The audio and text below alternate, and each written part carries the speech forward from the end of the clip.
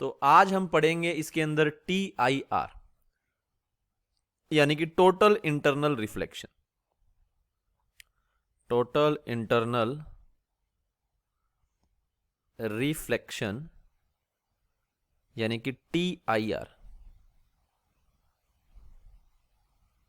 इसको हिंदी में हम कहते हैं पूर्ण आंतरिक परावर्तन। सभी ने पढ़ा होगा इसको, 10वीं क्लास में सभी ने इसको पढ़ा होगा, हल्का हल्का इसको सारे जानते हैं। और मुझे तो ये 10th में ही समझ में आ गया था, तो मुझे तो इसमें कुछ ऐसा कुछ खास लगता नहीं था। तो मैं यहाँ पर 3 डायग्राम बनाऊंगा, तीनों से तुम्हें समझ में आ जाएगा कि क्या यहाँ पर जो है वो कहानी है। तो 3 डायग्राम के लिए मैं एक लंबी सी लाइन ले लेता हूँ यहाँ पर, मे बी ऐसी, ठीक है। उसको 3 हिस्सों में हम डिवाइड कर लेते हैं। तो पहला हिस्सा हमारा ये हो गया, ठीक है। तो जब भी तुम्हारी कोई रे जो है वो डेंसर से रेयर मीडियम में जाएगी, तो ये तुम्हारा जो मीडियम है बच्चों, ये हो गया डेंसर, और ये तुम्हारा मीडियम हो गया रेयर, ठीक है। तुम्हारी कोई भी लाइट रे अगर यहाँ से जा रही है, लेट से यहाँ पर इंसिडेंट हो रही है, लेट से किसी भी एंगल आई के ऊपर, तो ये इधर मुड़ जाएगी जहां पर आर जो है वो ग्रेटर देन आई रहेगा, ठीक है। तो आर का वैल्यू जो है वो आई से क्या होगा, ज्यादा होगा। तो अगर आर का वैल्यू जो है वो आई से ज्यादा होगा तो हम यहां पर क्या कहेंगे बच्चों, हम यहां पर ये कहेंगे कि अगर मैं आई को बढ़ाता रहूंगा, लेट से आई का वैल्यू 15 है तो आर हो सकता है 30 हो, आई का वैल्यू 30 हो गया तो हो सकता है आर 50 हो, 60 हो। तो पहले 90 पे कौन पहुंचेगा अगर मैं दोनों को बढ़ाने की कोशिश करूं, तो पहले हमारा आर 90 पहुंचेगा, क्योंकि आर का वैल्यू जो है वो आई से बड़ा है। तो इसी को हम सेकंड वाले डायग्राम में बनाने वाले हैं। एक ऐसा एंगल बनाएंगे आई का जहां पर आर जो है वो 90 डिग्री हो चुका होगा, ठीक है। तो एक ऐसा एंगल बनाएंगे जहां पर आर जो है वो 90 डिग्री हो चुका होगा। तो ऐसे इंसिडेंट एंगल को हम बोलते हैं क्रिटिकल एंगल। क्रिटिकल एंगल यानी कि क्रांतिक कोण, इसको हिंदी में क्रांतिक कोण कहते हैं। इससे बड़े एंगल पर लाइट तुम्हारी उसी मीडियम में वापस लौट आएगी। दिखाता हूं मैं तुम्हें। तो हमने एक इस आई को बढ़ाया, और तो इस आई को हमने और बढ़ाया, ऐसे करके मैंने बढ़ा दिया इस आई को और, ठीक है।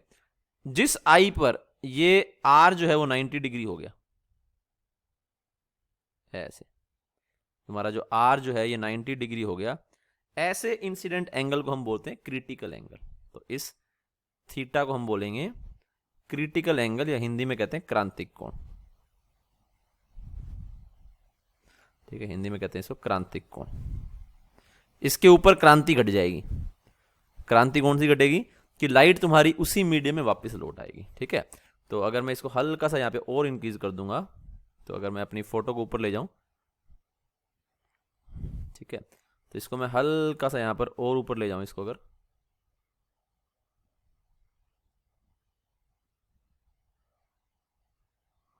ठीक है, इस तरह से। तो अगर मैं आई जो है वो ग्रेटर देन थीटा सी कर दूं, तो ये लाइट उसी मीडियम में वापस लौट आएगी, ठीक है। तो इस प्रोसेस को या इस फिनोमिनन को हम बोलते हैं टोटल इंटरनल रिफ्लेक्शन, TIR,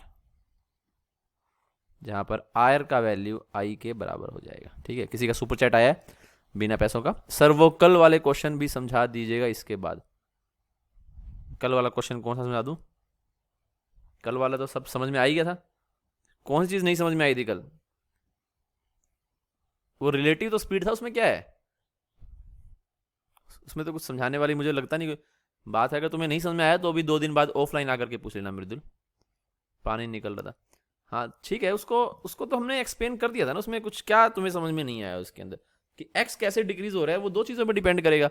एक पानी की सरफेस पर डिपेंड करेगा और एक उस पर डिपेंड करेगा जो पक्षी ऊपर से आ रहा है। अगर कोई भी दिक्कत हो, इसमें कोई दिक्कत नहीं है, अगर किसी भी तरह की दिक्कत हो तो हम बहुत जल्दी ऑफलाइन मिलने वाले हैं, होपफुली, ठीक है। और हम वहाँ पर डाउट क्लियर कर लेंगे। अगर वहाँ पर नहीं होता है तो फिर मैं तुम्हें अलग से व्हाट्सएप पे वॉइस नोट भेज दूंगा, ठीक है। अगर किसी और बच्चे को समझ में नहीं आया तो पूछ लेना, बाकी मेरे को लगता है वो सिंपल ही था, ज़्यादा मुश्किल उसके अंदर कुछ था नहीं। अगर तुम ध्यान से उसको दोबारा से देखोगे, तुमने वेलोसिटी के शायद मायने ठीक से समझे नहीं है, अगर तुम्हें उसमें दिक्कत आ रही है तो वेलोसिटी बेसिकली होता है, अगर मैं रिलेटिव वेलोसिटी की बात करूं तो तुमने शायद उसको ठीक से समझा नहीं है, तभी तुम्हें इसमें दिक्कत आ रही है। कि अगर ये कोई कार है लेट से, और यहाँ पर कोई दूसरी कार है, तो इनके बीच का डिस्टेंस जो है वो कैसे बदल रहा है, ये होता है रिलेटिव वेलोसिटी, है ना। तो अगर ये आगे 5 से भाग रही है, ये इधर 3 से भाग रही है, तो इन दोनों के अगर तुम 1 सेकंड का वेट करोगे तो ये आगे भाग जाएगी 5 मीटर, ये आगे भागेगी 3 मीटर, तो इनके बीच का गैप जो है वो 2 मीटर इंक्रीज कर जाएगा। तो dx बाई dt का वैल्यू +2 आ गया, है ना। अगर ये पीछे से भाग रही होती 8 से, ये आगे भाग रही है 5 से, तो ये 5 आगे जाएगा या 8 आगे जाएगा, तो इनके बीच का डिस्टेंस 3 कम हो गया, तो dx बाई dt का वैल्यू -3 हो गया। तो ये उसमें हमने फंडा यूज किया। तो दोबारा से देखना, उसको ना समझ में आए तो 2 दिन बाद हम मिलेंगे ऑफलाइन, वहाँ पे समझ लेना। और फिर भी अगर ना समझ में आए तो फिर जो है मैं तुम्हें, मतलब अगर ऑफलाइन ना खुले बाई चांस, तो फिर मैं तुम्हें व्हाट्सएप पे वो भेज दूंगा, ठीक है, वॉइस नोट। चलो अब हम बीच में ब्रेक नहीं करते अपने इसको रिदम को। तो अगर तो अब इसका डेफिनेशन क्या हो गया TIR का, अगर मैं सिंपल भाषा में बोलूं तो अगर कभी भी लाइट जो है जब वो डेंसर से रेयर मीडियम में, डेंसर से रेयर मीडियम पर, मैं नहीं बोलना चाहिए, डेंसर से रेयर मीडियम पर इंसिडेंट होती है, तो अगर उसका एंगल ऑफ इंसिडेंस जो है वो क्रिटिकल एंगल यानी क्रांति कोण से बड़ा है, तो लाइट अगले वाले मीडियम में ना जाकर के पुनः उसे ही पुनः या पुनः, है ना, हिंदी वाला पुनः, उसी मीडियम में वापस लौट आती है। तो इस फिनोमिनन को हम बोलते हैं टोटल इंटरनल रिफ्लेक्शन, TIR, या पूर्ण आंतरिक परावर्तन। ठीक है, सभी को समझ में आ गया होगा मेरे ख्याल से, सभी को समझ में आ गया होगा मेरे ख्याल से। ठीक है, अब हम इसके ऊपर जो है अब इसका वैल्यू भी निकाल लेते हैं। ठीक है, हमें क्रिटिकल एंगल का वैल्यू निकालना है, तो क्रिटिकल एंगल का वैल्यू निकाल लेता हूं मैं यहाँ पर, इसको रख करके अपनी फोटो को। इसकी तो हमें कोई खास जरूरत नहीं है। तो अगर यहाँ पे मैं, अच्छा अब इसमें ये भी एक सवाल आ जाता है, बच्चे पूछते हैं अक्सर कि सर ये लाइट कौन से मीडियम में है, इस लाइट को मैं रेयर मीडियम में मानूं या डेंसर मीडियम मानूं। तो मेरा जवाब होगा कि ये लाइट तुम्हारी रेयर मीडियम के अंदर है तो टेक्निकली बाउंड्री के ऊपर, लेकिन मैं इसको फिर भी रेयर मीडियम में बोलूंगा। क्यों? क्योंकि अगर ये रेयर मीडियम में ना होती, अगर ये डेंसर मीडियम में ही होती, तो इसका मतलब क्या हो रहा है भाई, एक लाइट का किसी मीडियम की सरफेस पे टकराना और वापस उसी मीडियम में लौट आना, इस फिनोमिनन को हम रिफ्लेक्शन कहते हैं, परावर्तन कहते हैं। तो अगर ये उसी मीडियम में वापस लौट आती तो मैं उस फिनोमिना को रिफ्लेक्शन बोलता। और रिफ्लेक्शन का रूल क्या है? I = R। लेकिन यहाँ पे तो I = R नहीं है, I तो थीटा सी है, और ये R तो यहाँ पर 90 बन रहा है। तो इसका मतलब कि जरूर जो है इसमें ये रिफ्लेक्शन वाले लॉ नहीं लग रहे हैं। तो अगर रिफ्लेक्शन वाले लॉ नहीं लग रहे हैं, इसका मतलब वो दूसरे मीडियम में लाइट जा चुकी है। तो यहाँ पर मैं इसको रिफ्लेक्शन नहीं बोलूंगा, अभी भी ये रिफ्रैक्शन ही हो रहा है, बट बिल्कुल क्रिटिकल हो गया है। इससे हल्का सा भी एंगल तुमने बढ़ाया तो ये रिफ्लेक्शन कर जाएगा। और सीधा देखो एंगल कहां से कहां आया, सीधी रे से यहां आ गई। सपोज करो ये तुम्हारा वैल्यू 60 डिग्री है, तो 60 डिग्री पे ऐसे है, अगर मैं इसको 60.1 डिग्री भी कर दूंगा तो सीधी लाइट यहां लौट आएगी। तो इतने वाले पोर्शन में कभी भी लाइट नहीं आएगी। ठीक है, तो ये भी इंटरेस्टिंग बात है। तो इसका मतलब क्या है, पक्का लाइट जो है अभी रेयर मीडियम में। तो यहाँ पे मैं क्या लगा रहा हूँ, क्रिटिकल एंगल हासिल करने के लिए स्नेल्स लॉ लगा रहा हूँ। तो मैंने यहाँ पे लगाया स्नेल्स लॉ। इससे भी साबित हो जा रहा है कि लाइट तुम्हारी दूसरे मीडियम में है, क्योंकि स्नेल्स लॉ तुम्हारा रिफ्रैक्शन का लॉ है। ठीक है, तो स्नेल्स लॉ यहाँ पर मैंने लगाया, तो बन गया म्यू, ये हो गया डेंसर, साइन आई, ये साइन थीटा सी, क्योंकि हम आर का वैल्यू 90 ले रहे हैं, म्यू रेयर साइन 90। तो यहां से थीटा सी का वैल्यू आ जाएगा बच्चों sine inverse mu r by mu d. तो ये हमारा क्रिटिकल एंगल होता है बच्चों किसी भी दो मीडियम के लिए। हमेशा रिफ्लेक्शन तभी मुमकिन है जब लाइट डेंसर से रेयर के अंदर जाएगी। अगर रेयर से डेंसर में आ रही तो कभी भी मुमकिन ही नहीं है कि TIR हो, क्योंकि TIR होने के लिए R को पहले 90 होना पड़ेगा। अगर R पहले 90 हो रहा है I से, तो इसका मतलब R I से बड़ा होगा, और अगर R I से बड़ा है इसका मतलब लाइट डेंसर से रेयर मीडियम में जा रही है। ठीक है, सभी को समझ में आ गया? तो अब मैं इसके ऊपर एक आधे सवाल देता हूं तुम्हें। अच्छा, डेफिनेशन सभी को समझ में आ गई? मैं लिखवा नहीं रहा हूं डेफिनेशन, लेकिन डेफिनेशन तुम्हें समझ में आ चुकी है। ये क्या डेफिनेशन है, जब भी अगर तुम चाहो तो लिख सकते हो इसको। ठीक है, कि जब भी अगर मैं हिंदी में बोल दूंगा, तुम सारे अपने आप से मैनेज कर सकते हो, क्योंकि इंग्लिश तो मैं तो सीख गया था 9th क्लास में। 9th क्लास में एक जो बहुत बड़ा परिवर्तन जो है वो आया था मेरे अंदर, वो यही था कि मुझे क्वेश्चन रटने की जरूरत नहीं है, अब मैं समझ करके उसको अपनी इज MR वाली इंग्लिश के अंदर लिख सकता हूँ। इज MR वाली इंग्लिश कौन सी होती है, मतलब ऐसे ही कि राम इज प्लेइंग फुटबॉल, ऐसे वाली ना। एक होता है बड़े बड़े सेंटेंस फॉर्म करना, वो तो नहीं आया था। तो उम्मीद करता हूँ कि तुम्हें भी इतनी अंग्रेजी आ गई होगी, एटलीस्ट इंग्लिश मीडियम वाले बच्चों को, और हिंदी वालों को तो हिंदी में लिखना है। तो क्या है ये मैं तुम्हें बता देता हूँ कि जब भी एक लाइट डेंसर से रेयर मीडियम पर इंसिडेंट होती है, डेंसर से गुजर करके रेयर मीडियम पर इंसिडेंट होती है, तो अगर उसका angle of incidence greater than critical angle है, तो वो लाइट वापस उसी मीडियम में लौट आती है। इस फिनोमिना को हम TIR कहते हैं, और ये तुमने 10th में भी किया हुआ है। डेफिनेशन तुम्हें अपनी किताब में भी मिल जाएगा, सर आप भी कराओ, लिख लोगे, तुम्हें लिखना है तो। ठीक है, एनीवेज आगे बढ़ते हैं। अब मैं इस पर टाइम वेस्ट नहीं कर रहा अपना। हालांकि डेफिनेशन इसका पूछ सकते हैं, क्योंकि बोर्ड में जो क्वेश्चन आते हैं ना, लेकिन अब अपने को बोर्ड में जो क्वेश्चन आते हैं वो इसी तरह से आते हैं बोर्ड में क्वेश्चन कि TIR डेफिनेशन बताओ, फिर एक फिगर दे देंगे, इसको क्वेश्चन को सोल्व करो ना। आमतौर पे वो न्यूमेरिकल देते हैं तो पहले 1 नंबर का डेफिनेशन पूछ लेते हैं, फिर 2-3 नंबर का न्यूमेरिकल या 2-3 नंबर का डेरिवेशन दे देते हैं एक, और फिर 2-3 नंबर का एक क्वेश्चन दे देते हैं। तो ये फॉर्मेट वो रखते हैं कई बार, तो तुम्हें ध्यान रखना है डेरिवेशन भी तुम्हें आनी चाहिए, डेफिनेशन भी आनी चाहिए और डेरिवेशन भी आनी चाहिए चीज़ों के। खैर मैं एक सवाल देता हूँ, उसको करने की कोशिश करना। सवाल ज़्यादा मुश्किल नहीं है, सिंपल ही सवाल है, तुम कर जाओगे मैं जानता हूँ। इसमें ट्रायंगल तो नहीं है कहीं भी ना?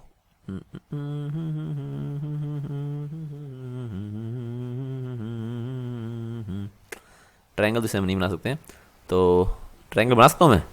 अगर दिमाग लगाऊँ तो मैं ट्रायंगल बना सकता हूँ, लेकिन ऐसा दिमाग सिर्फ मैं ही लगा सकता हूँ।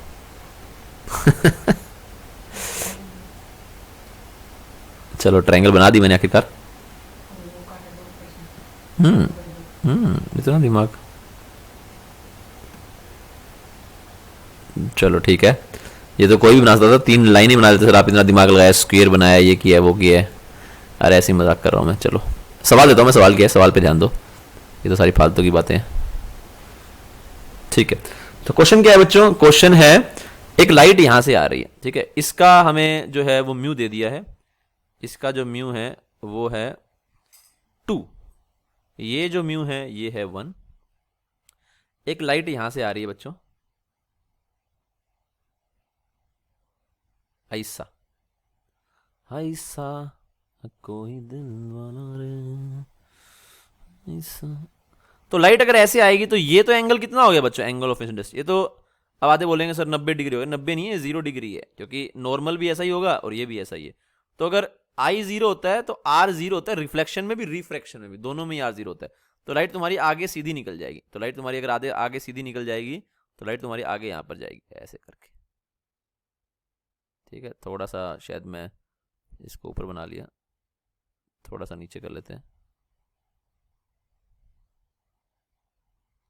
ठीक है, तो यहाँ पर ये ऐसे सीधी निकल गई ना, यहाँ पर ये इंसिडेंट हुई है भाई, ठीक है, यहाँ पर भी इंसिडेंट हुई थी, यहाँ पर अब यहाँ पर इंसिडेंट हो रही है। तो तुमसे पूछा जा रहा है बच्चों कि ये थीटा का वैल्यू कितना हो, ये 90 डिग्री है, फाइंड थीटा ताकि टी आई आर हो, ताकि ए बी सरफेस पर टी आई आर हो। ये ए बी बोल देता हूँ क्योंकि टी आर तो होता है कि घूम करके, खैर चलो अगर टी आई आर होगा तो यहीं पर ही होगा पहले, ठीक है, मतलब यहाँ पर भी करा सकता है कोई आदमी, ये यहाँ पर भी होना चाहिए। तो हमें ए बी पूछा है, फाइंड थीटा ताकि ए बी पर टी आई आर हो। ट्राई करो तो इसको, बाहर का म्यू 1 है और बस यहाँ का थीटा पूछा, ये 90, यहाँ का म्यू 2 है। ट्राई करो। अब जो इसके अंदर जो आंसर हमें देना है, लेकिन देखो थोड़ा ध्यान दो जरा, आधे जो लोग निकाल रहे हैं ना वो क्रिटिकल एंगल निकाल रहे हैं, तो पहले इसका क्रिटिकल एंगल निकाल लेता हूं मैं इन दोनों मीडियम का। हो तो नहीं लेकिन मैंने निकाल दिया, हाँ, तो साइन इनवर्स 2 तो पॉसिबल नहीं है।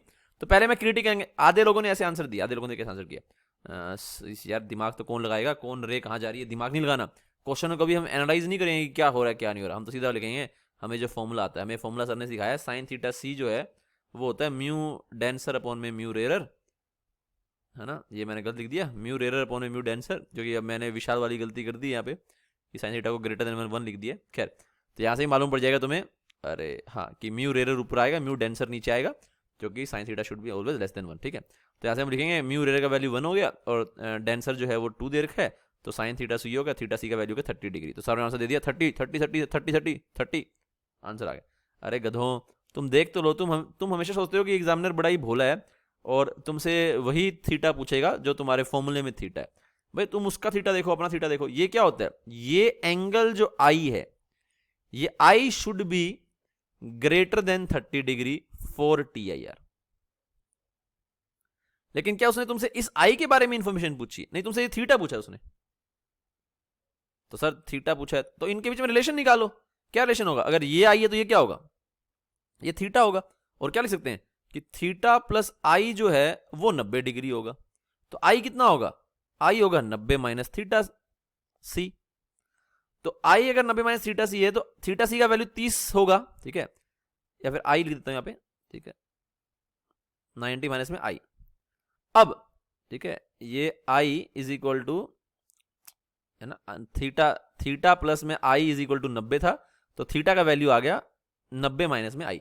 अब ये आई का वैल्यू क्या होगा, थीटा से 30 से बड़ा होगा, थीटा का वैल्यू क्या हो गया, लेस देन 60 डिग्री हो गया, ये आंसर हो गया। अब 45 हो गया कई लोगों का, ठीक है। तो कितना आसान है। तो तुमसे डायरेक्टली थोड़ी, ये तुम क्या बिल्कुल 9th क्लास के बच्चे हो गया, तुमसे ये वाला क्वेश्चन वो पूछेगा, ये तो 9th क्लास के 10th क्लास के बच्चे, 9th में तो सर आता नहीं, 10th में आता है, तो 10th क्लास के बच्चे हो गए तुम्हें कि म्यू1 दे देगा, म्यू2 दे देगा और तुमसे सवाल पूछेगा, हल्का सा तो घुमाएगा, हालांकि तुम सवाल तो तुमसे ये भी नहीं पूछने वाला, वो ये भी बड़ा आसान सवाल हो गया, लेकिन तुम तो पहले स्टेप में ही बुद्धि जो है वो बंद करके बैठ गए हो बिल्कुल। तो भाई तुमसे तुम देखा तो करो, जो तुम्हें दिया जा रहा है, जो तुम्हें दिया जा रहा है वो वाला एंगल ही पूछा गया है कि कोई और एंगल है ना। तुम तो अपने फॉर्मूले वाला एंगल निकालते हो, तुम कभी सोचते ही नहीं होगी भाई जो थीटा मेरे फॉर्मूले में आ रहा है वही थीटा पूछा गया कि और थीटा पूछा गया। तो यहाँ पे उसने पूछा था कि ये ट्रायंगल का नीचे वाला एंगल कितना होगा, तुम अपना वो थीटा सी वाला फॉर्मूला लगा करके आंसर ये बोल रहे हो, ठीक है। तो ध्यान देना है कि उसने ये तुमसे नहीं पूछा है, उसने ये वाला एंगल पूछा है, तो फिर इन दोनों में निकालो रिलेशन, तो रिलेशन ये था इन दोनों में, इस तरह से इसका आंसर करेंगे, ठीक है। और सभी समझ में आ गया होगा। चलो देखो जरा अगला सवाल, मैं अगले सवाल की ओर बढ़ता हूँ।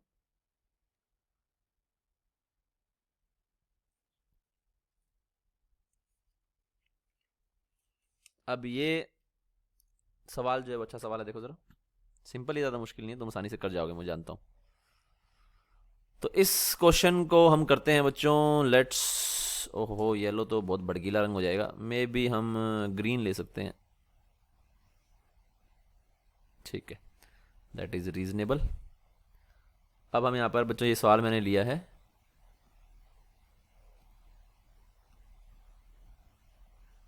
अरे अरे अरे अरे रुको भाई, रुको रुको रुको, अरे अरे अरे अरे,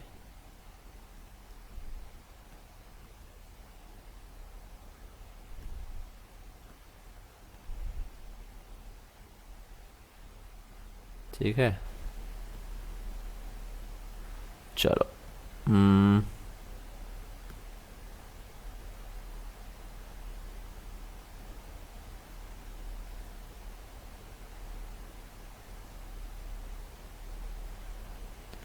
चाहो तो एक और कलर भी ले सकते हैं हम, ये कर लेते हैं चलो।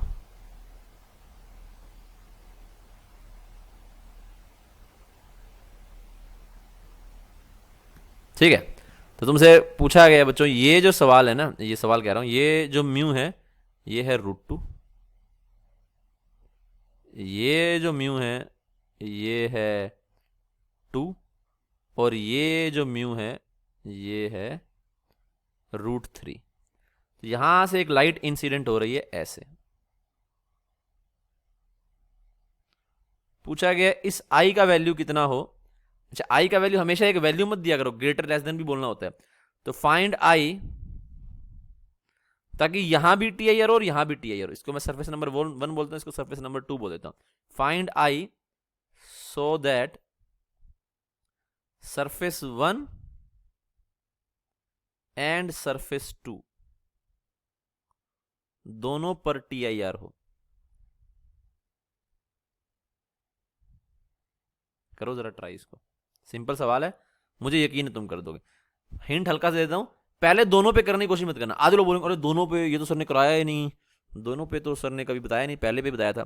तुम उसको स्टेप बाय स्टेप फॉलो करो, पूरे क्वेश्चन को ना प्रोसीड किया करो तुम। अब तुमने पिछले क्वेश्चन में भी क्या गलती की है, तुम बिना क्वेश्चन को देखे हवा में काम कर रहे हो। भाई तुम देखो कि लाइट यहां से आएगी फिर यहां पर मुड़ेगी, अच्छा मुझे यहाँ पे टीआर कराना है तो मुझे ये वाला एंगल कितने से बड़ा रखना है, अच्छा ये वाला एंगल कितने से बड़ा रखना है। तुमने देखा ही नहीं रे कहां से जा रही क्या नहीं जा रही, सीधा लग गए तुम बस क्वेश्चन सोल्व करने, डायग्राम पे ध्यान ही नहीं दिया किसी ने। तुम्हें क्वेश्चन का सेंस होना चाहिए कि आगे क्या होगा, आगे क्या होगा, आगे क्या होगा।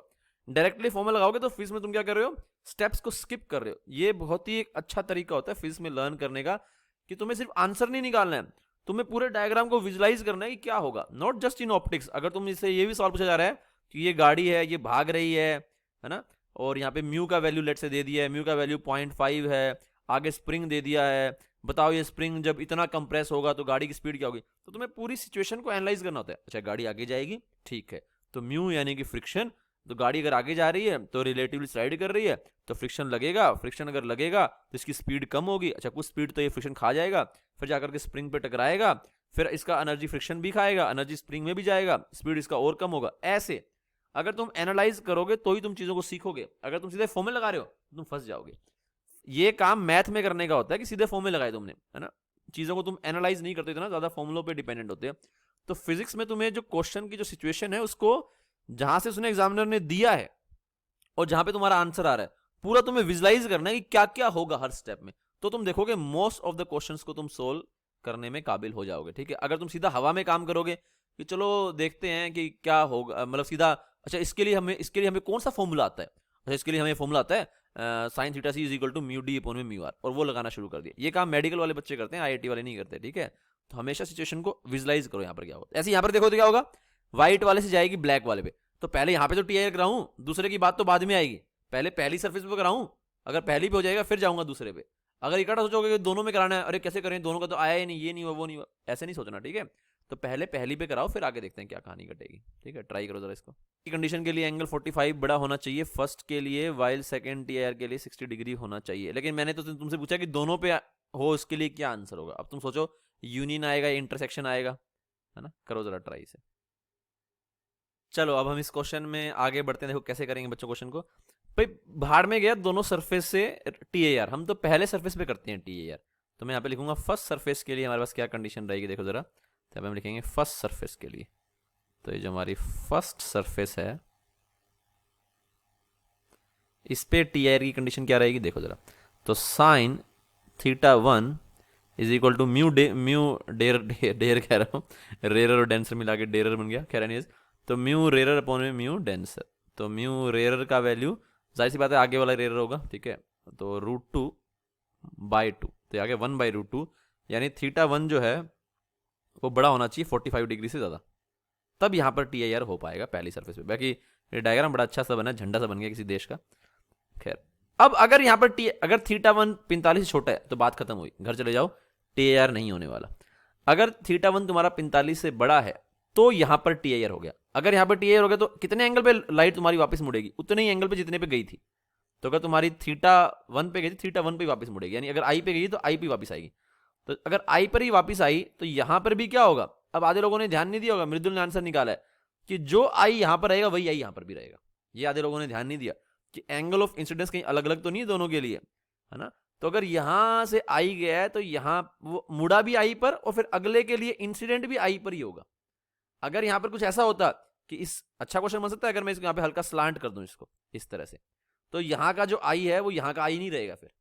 ठीक है, चलो खैर उसमें जाएंगे नहीं, लेकिन यहां पर क्या रहा है, जो यहां का आई है वही यहां का आई है ना, वही आर हो गया, और वही आर जो है वो अगले का भी आई हो गया। अब यहां के लिए अगर मुझे टीआईआर करना है तो क्या बोलूंगा, साइन, यहां पर भी थीटा 1 ही बनेगा ये सरफेस 2 के लिए, जो कि दोनों का इंसिडेंट एंगल सेम है। तो सरफेस यहाँ पर अभी हम क्या लिखेंगे, टीआईआर ही बनेंगे सरफेस के लिए ना, सेकंड सरफेस के लिए टीआईआर का कंडीशन हो गया साइन थीटा 1, म्यू जो रेरर है वो आ गया √3, और म्यू जो डेंसर है वो आ गया 2, तो theta 1 should be above 60 degree.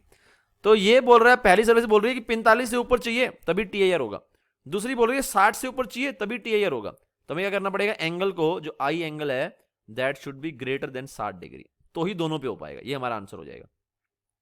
अगर तुमने 45 से छोटा कर दिया तो इस पे ही नहीं हुआ, अगर तुमने 50 कर दिया तो पहली पे तो टीआईआर खा गया, दूसरी पे नहीं खाया, क्योंकि दूसरी की डिमांड थी 60 से ऊपर हो। तो तुम्हें जो एंगल है वो 60 से ऊपर रखना पड़ेगा। मृदुल ने पता नहीं क्या अजीब आंसर दिया, मृदुल ने आंसर दिए 2, 45,60, ये थोड़ी होता है आंसर। यहां पे आएगा I should be greater then 60, वो आंसर बनेगा, क्योंकि दोनों पे हमें टीआईआर चाहिए। अगर सवाल ये होता कि फाइंड आई किसी एक पर टीआईआर हो जाए, किसी भी एक सरफेस पे, तो हम जवाब देते कि theta should be greater then 45। अगर सवाल होता कि आई बताओ कि कहीं पर भी टीआईआर ना हो, तो हमारा आंसर होता theta should be less than 45। अगर हमारा आंसर ये है कि आई बताओ जिसके लिए दोनों पर टीआईआर हो, तो दोनों की तुम्हें जरूरतें पूरी करनी पड़ेंगी। ठीक है, अगर एक लड़की और लड़के की शादी करानी है तो सिर्फ लड़की की मांगे नहीं, लड़के की मांगे भी पूरी करनी पड़ेंगी, दोनों की मांगे पूरी करोगे तभी शादी होगी। अगर जस्ट सोसाइटी है ना, अगर वैसे ही है पुराने ख्यालों वाली तो उस लड़के की डिमांड पूरी होगी, शादी हो जाती है आमतौर पे। लेकिन खैर, तो दोनों के तुम्हें, अगर दोनों की बात तुम्हें जो है यहाँ पर माननी पड़ेगी, तब जाकर के जो है वो बात सही होगी। ठीक है, ये आया था सर मेरा belongs to π/4 to π/, theta belongs to π/4 π/6, गलत था। हाँ, तो गलत है ये, थीटा बिलोंग्स टू ठीक है, तुमने मैथ वाला लैंग्वेज यूज कर दिया है। तो यहाँ पर कहने का मतलब ये है कि हमें यहाँ पर इंटरसेक्शन लेना था, है ना, अगर मैथमेटिकल भाषा में बोलूं मैं। नहीं तो कि एक बोल रहा है 45 से बड़ा और एक बोल रहा है 60 से बड़ा, अगर दोनों की तुम्हें दोनों ही चाहिए तो ये दोनों का इंटरसेक्शन आएगा दैट इज ग्रेटर देन 60, तो ये हमारा आंसर हो जाएगा ग्रेटर देन 60 डिग्री। सभी को समझ में आ गया, इसमें कोई दिक्कत तो नहीं है मेरे ख्याल से। ठीक है, और यही तुम्हारी आगे चल करके ऑप्टिकल फाइबर ही बनेगी। ठीक है, हम ऑप्टिकल फाइबर को बच्चों पढ़ते हैं ना, जब ऑप्टिकल फाइबर को पढ़ते हैं तो उसमें हम यहाँ पर ये वाला मीडियम और ये वाला मीडियम सेम रखते हैं, अलग अलग नहीं रखते। तो अगर यहाँ पे 2 है तो यहाँ पे √2, यहाँ पर भी √2 रखते हैं फिर, या यहाँ पर भी √3 रखते हैं। तो इन दोनों का मीडियम सेम रहता है। तो मेरा कहने का मतलब ये सिर्फ ये है कि अगर ऑप्टिकल फाइबर में सपोज करो, जो कि हम आगे पढ़ने वाले हैं TIR के एप्लीकेशन में, ऑप्टिकल फाइबर में है ना, जिसको प्रकाश की तंतु कहते हैं हिंदी में, अगर हमें उसमें दोनों का म्यू अलग अलग दे दे, वो ऊपर वाले का नीचे वाले का, तो कैसे काम करेंगे? ऐसे काम करेंगे जैसे हमने यहाँ पे काम किया। खैर वो जब आएगा तब हम देखेंगे उसको, ठीक है। तो ये हमारा जो है TIR का क्वेश्चन हो गया। ये सवाल जो है वो IIT के अंदर आया हुआ है, पता नहीं मुझे कौन सी IIT में आया है, कौन सी IIT मतलब कौन से ईयर में आया है ये मैं श्योर नहीं हूँ, लेकिन ये IIT का क्वेश्चन है और बड़ा ही सिंपल सा क्वेश्चन है, शायद प्रीलिम्स में आया हो मे भी, है ना। खैर एनीवेज, तो ये IIT का क्वेश्चन था बच्चों, तो तुमने सोल्व किया। मैंने पहले नहीं बताया क्योंकि आधे लोगों को पहले था तो उसके पाँव जो है फूल जाते हैं। इसमें हम जो है वो और आगे बढ़ेंगे और क्वेश्चंस लेंगे। तो मैं थोड़ा सा एक गलत बना दिया। ये अपना 4 सेंटीमीटर थिक और 1.5 का एक ऐसा एक ग्लास स्लैब मान सकते हो, प्लास्टिक स्लैब मान लो, जो मर्जी स्लैब मान लो, उसको मैंने इसे बेंड कर दिया। अब मैं बेंड का डायग्राम बनाने की कोशिश कर रहा हूँ, लेकिन ये डायग्राम ऐसे ठीक बना नहीं है, इसको मैं दोबारा बनाने की कोशिश करता हूँ, इसको हटा करके। देखो ज़रा, तो इसको मैंने ऐसे बेंड कर दिया। तो पहले मैं सर्कल ले लेता हूँ यहाँ पर, सर्कल मेरा कुछ इस तरह से हो गया, है ना। अब मैं इसका यहाँ पे आधा पोर्शन हटा देता हूँ, अगर मैं कर पाऊँ तो मैं कोशिश करता हूँ। हाँ अब थोड़ा ठीक है। तो ये मैंने इतना रिमूव कर दिया और यहाँ से मैं इसको इतना भी रिमूव कर देता हूँ, ठीक है। और फिर मैं इसको भी थोड़ा थोड़ा हटा देता हूँ यहाँ पे। यहाँ पर इसका सर्कल था सॉर्ट ऑफ, ठीक है। थोड़ा सा इसको और रिमूव कर देता हूँ मैं यहाँ पे हल्का सा। ये जो हल्का हल्का सुरूर है ये तेरी नजर का कसूर है कि जीना चुका दिया।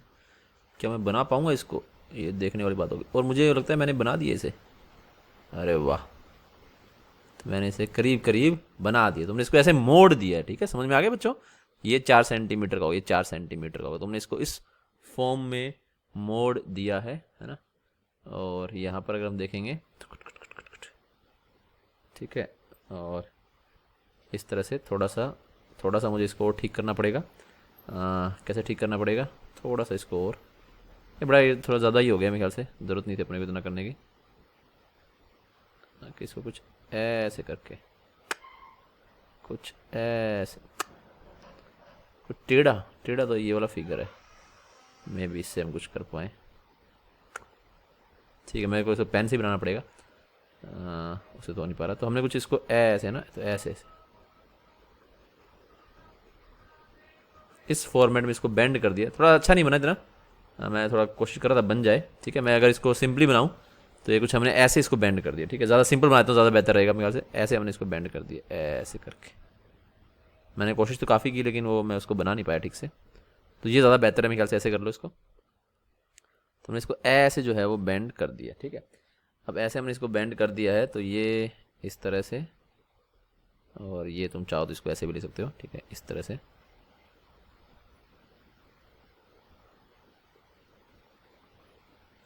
ठीक है, इस फॉर्मेट में मैंने इसको बेंड कर दिया, ठीक है। यहाँ से मैंने लाइट भेजी है, यहाँ से ऐसे ऐसे। अरे यार आजा, लाइट के लिए अब मुझे, चलो ऐसे भेजते हैं। यहाँ से मैं लाइट भेजी ऐसे करके,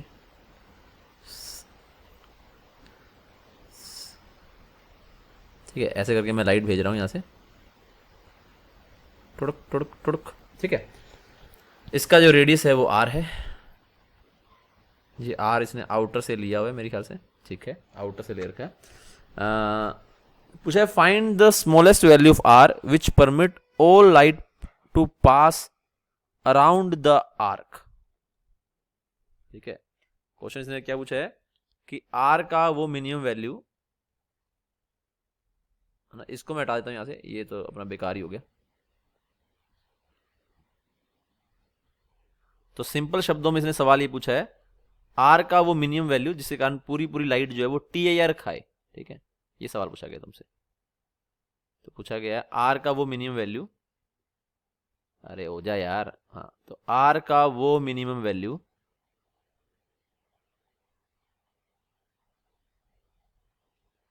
जिसके लिए सारी जो लाइट है ना, पूरी लाइट बीम, पूरी लाइट बीम TIR करे। करो जरा, बताओ क्या आंसर होगा इसका। कोशिश करें, कोशिश करने वालों की हार होती है। कोशिश करें जरा एक बार। क्वेश्चन सभी को समझ में आ गया होगा। देखो हल्का सा हिंट दे देता हूं, जो टॉप मोस्ट वाली है अगर वो TIR खागी और बॉटम मोस्ट वाली TIR खागी तो बाकी सारी तो TIR खाई जाएंगी। तो तुम टॉप मोस्ट का ध्यान रखो और बॉटम मोस्ट का ध्यान रखो। टॉप मोस्ट वाली के लिए कंडीशन निकालो, बॉटम मोस्ट वाली के लिए कंडीशन निकालो, जिसमें भी R का वैल्यू जो है वो मिनिमम रिक्वायर्ड हो वो हमारा वहां पर आंसर हो जाएगा। ठीक है, मतलब दोनों को हमें करना है। पूरी लाइट TIR कराई तो दोनों की बात माननी पड़ेगी। ठीक है, तो ट्राई करोगे आ जाएगा, ज़्यादा मुश्किल सवाल नहीं है। थोड़ा सा डायग्राम थोड़ा सा संभालने वाला है, बाकी तो चीज़ें आसान ही है, मेरे ख्याल ज़्यादा मुश्किल नहीं। ठीक है, तो इसको ज़रा ट्राई करो। अच्छा मैं इसमें तुम्हें बता दूं कि कुछ अगर और इन्फॉर्मेशन चाहिए हमें, नहीं मेरे ख्याल से बाकी कुछ इन्फॉर्मेशन चाहिए, काम चल जाएगा। ठीक है, इसका लेंथ तो हमें नहीं चाहिए, लेंथ नहीं दे रखा। ठीक है, इसी से काम चल जाएगा, इतनी इन्फॉर्मेशन चाहिए। ट्राई करो ज़रा, इसको आ जाएगा आंसर, डरो मत, करो। एक बच्चे का जवाब आया 8 सेंटीमीटर, जो कि गलत है। ये सवाल ज़्यादा मुश्किल नहीं था और तुम्हारे मॉड्यूल का ही सवाल है और तुम इसको आसानी से कर सकते थे। Minimum 1 centimetre, maximum 8 centimetre. ये तो जवाब ही जो है वो अटपटा है। खैर तुम समझना इसको ज़रा, देखो मैं क्या कहने की कोशिश कर रहा हूँ। अगर तुमने जो लाइट छोटे एंगल पर इंसिडेंट हो रही है, अगर तुमने उसको TIR करा दिया तो जो बड़े एंगल पर इंसिडेंट हो रही होगी वो तो TIR करी जाएगी ना। सपोज करो मैं तुम्हें ऐसे बोलूं कि ये तुम्हारा एक सरफेस है कोई, ठीक है, अब इसमें नॉर्मल ये है ना, अब 2 लाइटें आ रही तुम्हारी, एक लाइट आ रही है ऐसे, एक लाइट आ रही है ऐसे, तो ये तो इस एंगल पर है θ1 एंगल पर, और ये इस एंगल पर θ2 एंगल पर। तो अगर मैं θ1 को ही क्रिटिकल से बड़ा कर दूं तो θ2 तो θ1 से भी बड़ा है, तो वो तो क्रिटिकल एंगल से बड़ा ही होगा, उसकी तो टेंशन नहीं है। अगर मैंने जो कम एंगल वाली रे है उसको TIR करवा दिया तो बड़े एंगल वाली तो अपने आप ही TIR करेगी, है ना, क्योंकि अगर θ1 ही क्रिटिकल से बड़ा होगा, θ2 तो फिर θ1 से बड़ा ही है, तो वो तो ऑटोमेटिक क्रिटिकल से बड़ा होगा। तो सेम तुम्हें यहाँ पर जज करना है कि कौन सी जो लाइट रे है वो छोटा एंगल बनाएगी। तुम देखो जरा, अब जो ये यहाँ वाली जो लाइट रे जो बिल्कुल यहाँ से आ रही है, इसको मैं बिल्कुल बॉटम से मान लूंगा, ऐसे करके आएगी। ठीक है, ये बिल्कुल बॉटम से मान लेना तुम इसको, ऐसे करके आ रही, थोड़ा सा हल्का सा ऊपर है लेकिन मैं इसको बिल्कुल बॉटम ही कंसीडर कर लेना। ये ऐसे आई तुम्हारी यहाँ पर आएगी, तो यहाँ पर जो आएगी तो नॉर्मल बनेगा ये वाला, क्योंकि नॉर्मल तो रेडियस बनेगी ना, नॉर्मल बनेगा ये वाला।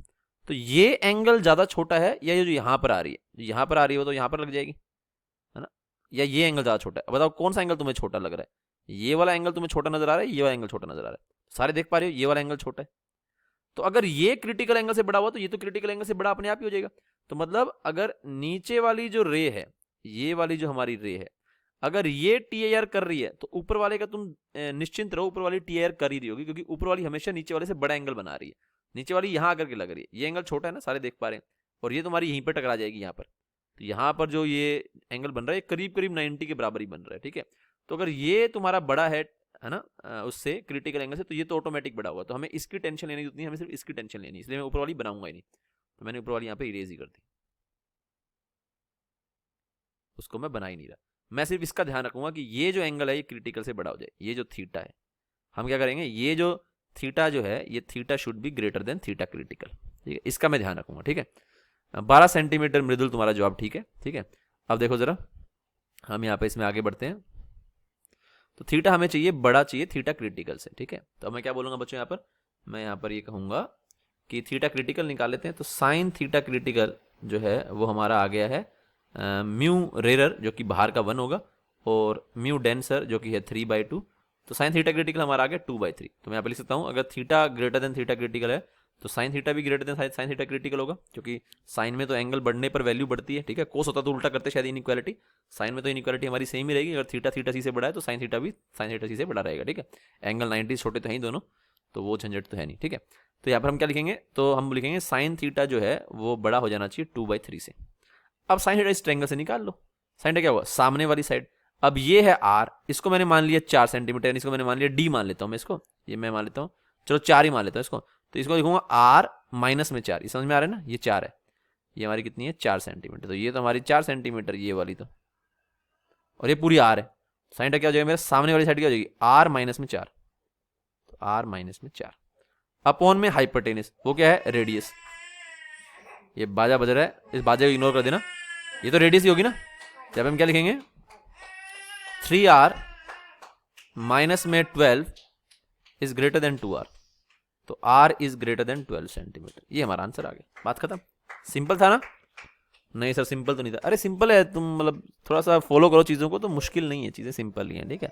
ये आंसर आ गया। किसी को डाउट हो तो पूछ सकते हैं मेरे से, नहीं डाउट हो तो फिर हम इसमें आगे बढ़ जाए, ठीक है। आगे चलो, इसके अगला सवाल लूँ, ठीक है। एक सेकंड, इस टेप रिकॉर्डर को बंद हो जाने तो फिर अगला सवाल लेता हूँ मैं। टेप रिकॉर्डर बंद हो चुका है, तो हम लेते हैं अपना अगला सवाल। देखो जरा बच्चों, अब अगला सवाल भी इंटरेस्टिंग है।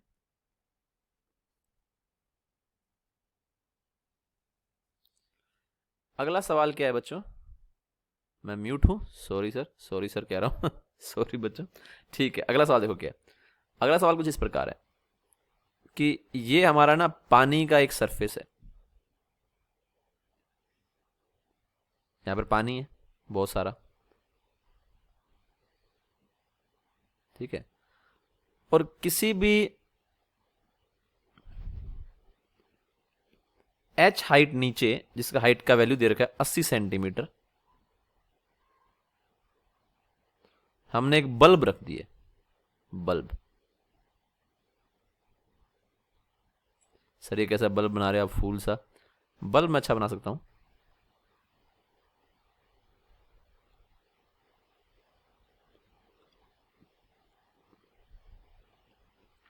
थोड़ा छोटा बना लेते हैं ताकि डायग्राम में दिक्कत ना हो जाए अपने को, ठीक है। थोड़ा छोटा,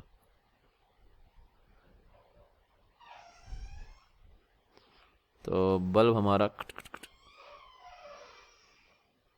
इतना ना छोटा सा, प्रकाश जा रहा है हर दिशा में। तो अब जो है इस म्यू का वैल्यू तुम्हें दे रखा है 4/3 है, बाहर का म्यू जो है वो 1 है। तुमसे पूछा गया है, अब ये एक पॉन्ड है या एक लेक है ना। तुमसे पूछा गया अब ना एक सर्कल तुम्हें दिखाई देगा यहाँ पे लाइट का, उस सर्कल का एरिया कितना होगा। तो पहले तुम ये सोचना कि एक सर्कल ही क्यों दिखाई देगा, लाइट तो हर जगह से बाहर आएगी, नहीं हर जगह से बाहर नहीं आएगी। मैं हल्का सा हिंट दे देता हूं, लाइट जो यहां से जाएगी, ये तो तुम्हारी नॉर्मल इंसिडेंस भी होगी तो बाहर आ जाएगी। तुम्हारी जो लाइट यहां से जाएगी वो किसी एंगल पर जाएगी, जो और बड़े एंगल पर जाएगी। अब ना जैसे जैसे लाइट दूर जा रही है वैसे एंगल बड़ा होता जा रहा है। अगर ये एंगल क्रिटिकल एंगल से बड़ा हो गया तो उसके आगे लाइट बाहर जाना बंद हो जाएगी। जो सेम कहानी यहां पर आ रही है वो यहां पर भी आएगी और वो वहां पर भी आएगी, ऐसे पूरा सर्कल बनेगा एक, मतलब उतनी रेडियस का, ठीक है। तो इसको हम बोल सकते हैं सर्कल ऑफ इल्यूमिनेंस, इसको मैं बोल सकता हूं, ठीक है। या जिस उजाले वाला व्रत, ठीक है, इसको मैं ऐसे भी बोल सकता हूं हिंदी में। तो मुझसे पूछा गया सर्कल ऑफ इल्यूमिनेंस का एरिया कितना होगा, यानी जिस जिस सर्कल से, जिस एरिया से लाइट बाहर आ रही होगी उस एरिया का तुम्हें वैल्यू बताना है। सर्कल ऑफ इल्यूमिनेंस का एरिया तुम्हें बताना है कितना होगा, या अगर हिंदी में बोलूं तो उजाले वाले वृत्त का एरिया, उजाले वाले वृत्त का क्षेत्रफल, ठीक है। तो ये तुम सारे बच्चे ट्राई करो क्या आंसर इसका आना चाहिए, ठीक है। बड़ा सिंपल सा है, आसानी से आ जाएगा, ट्राई करो। के बाद ये सवाल तुम्हें करना चाहिए था बच्चों, देखो जरा कैसे करेंगे। ये यहां से लाइट गई सीधी, ये तो निकल जाएगी ऐसी कैसी, तो ये तो लाइट तुम्हें तुम्हारी आंखों में पड़ेगी, तुम्हें यहाँ से उजाला नजर आएगा, ठीक है। ये तुम थोड़ा आगे गए, ये एंगल जो है बहुत छोटा एंगल है, आई का वैल्यू बहुत छोटा है, ये भी ऐसे करके निकल जाएगी।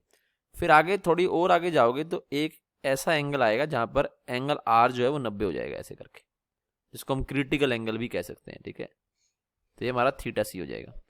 अगर इसके आगे हम जाएंगे तो लाइट बाहर नहीं आएगी। सेम कहानी यहां पर भी बनेगी उसी तरह से, तो ये पूरा का पूरा ऐसे सर्कल बनेगा एक ऐसे करके, जिसको हम सर्कल ऑफ इल्यूमिनेंस कह सकते हैं, ठीक है। तो अब इस समय इस सर्कल का सिर्फ वो रेडियस निकालना है कितना होगा। तो रेडियस कैसे निकालेंगे, अगर ये थीटा सी होगा बच्चों तो ये भी थीटा सी होगा, ऐसे जेड वाले से ना। तो अगर ये हमारा थीटा सी है तो जेड वाले रूल से हम बोल सकते हैं कि ये भी थीटा सी होगा। और हम जानते हैं साइन थीटा सी का वैल्यू कितना होगा, म्यू ऑफ रेयरर 1 है, म्यू ऑफ डेंसर 4/3 है, तो इसका वैल्यू हो जाएगा 3/4, ठीक है।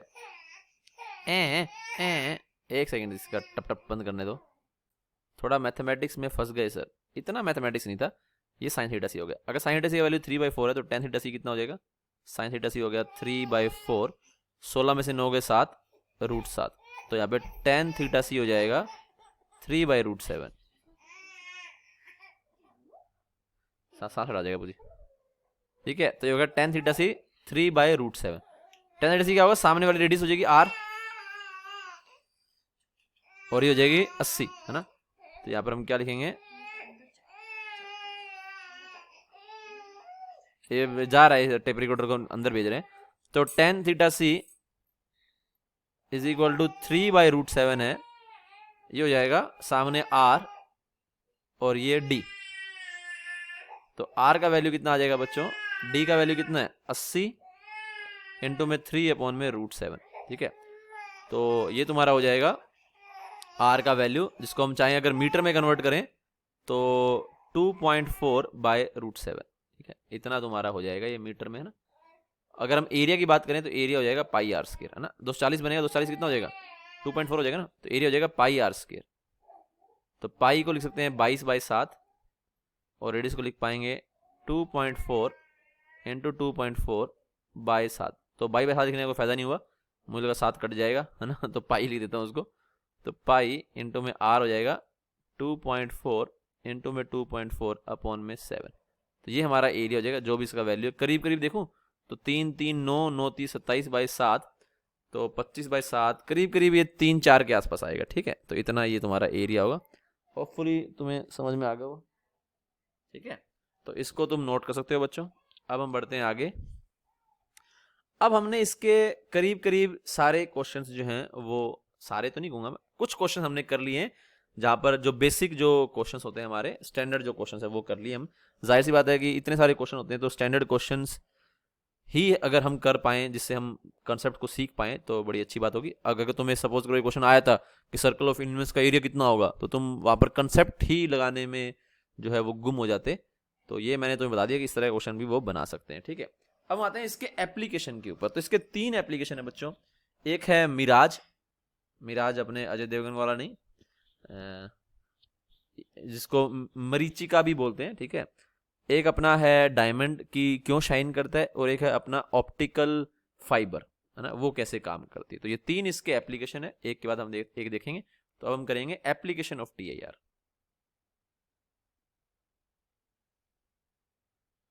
तो एप्लीकेशन ऑफ TIR, हाँ अजय देवगन तो विमन वाला है। इन्वर्टेड रेनबो भी सर, अच्छा ये इन्वर्टेड रेनबो भी इसी का ही है, ठीक है।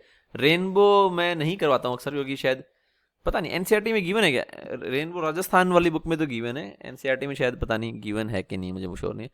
लेकिन हमारे सर ने हमें कभी करवाया नहीं रेनबो, तो इसलिए मैं भी नहीं करवाता हूँ, ठीक है। पर तुम कहोगे तो करवा देंगे। एनसीईआरटी मुझे मालूम नहीं कि है कि नहीं है फॉर श्योर। वाटर ड्रॉपलेट में थी सर, अच्छा चलो ठीक है, ठीक है। चलो देखो आगे चलते हैं। तो एप्लीकेशन ऑफ TIR,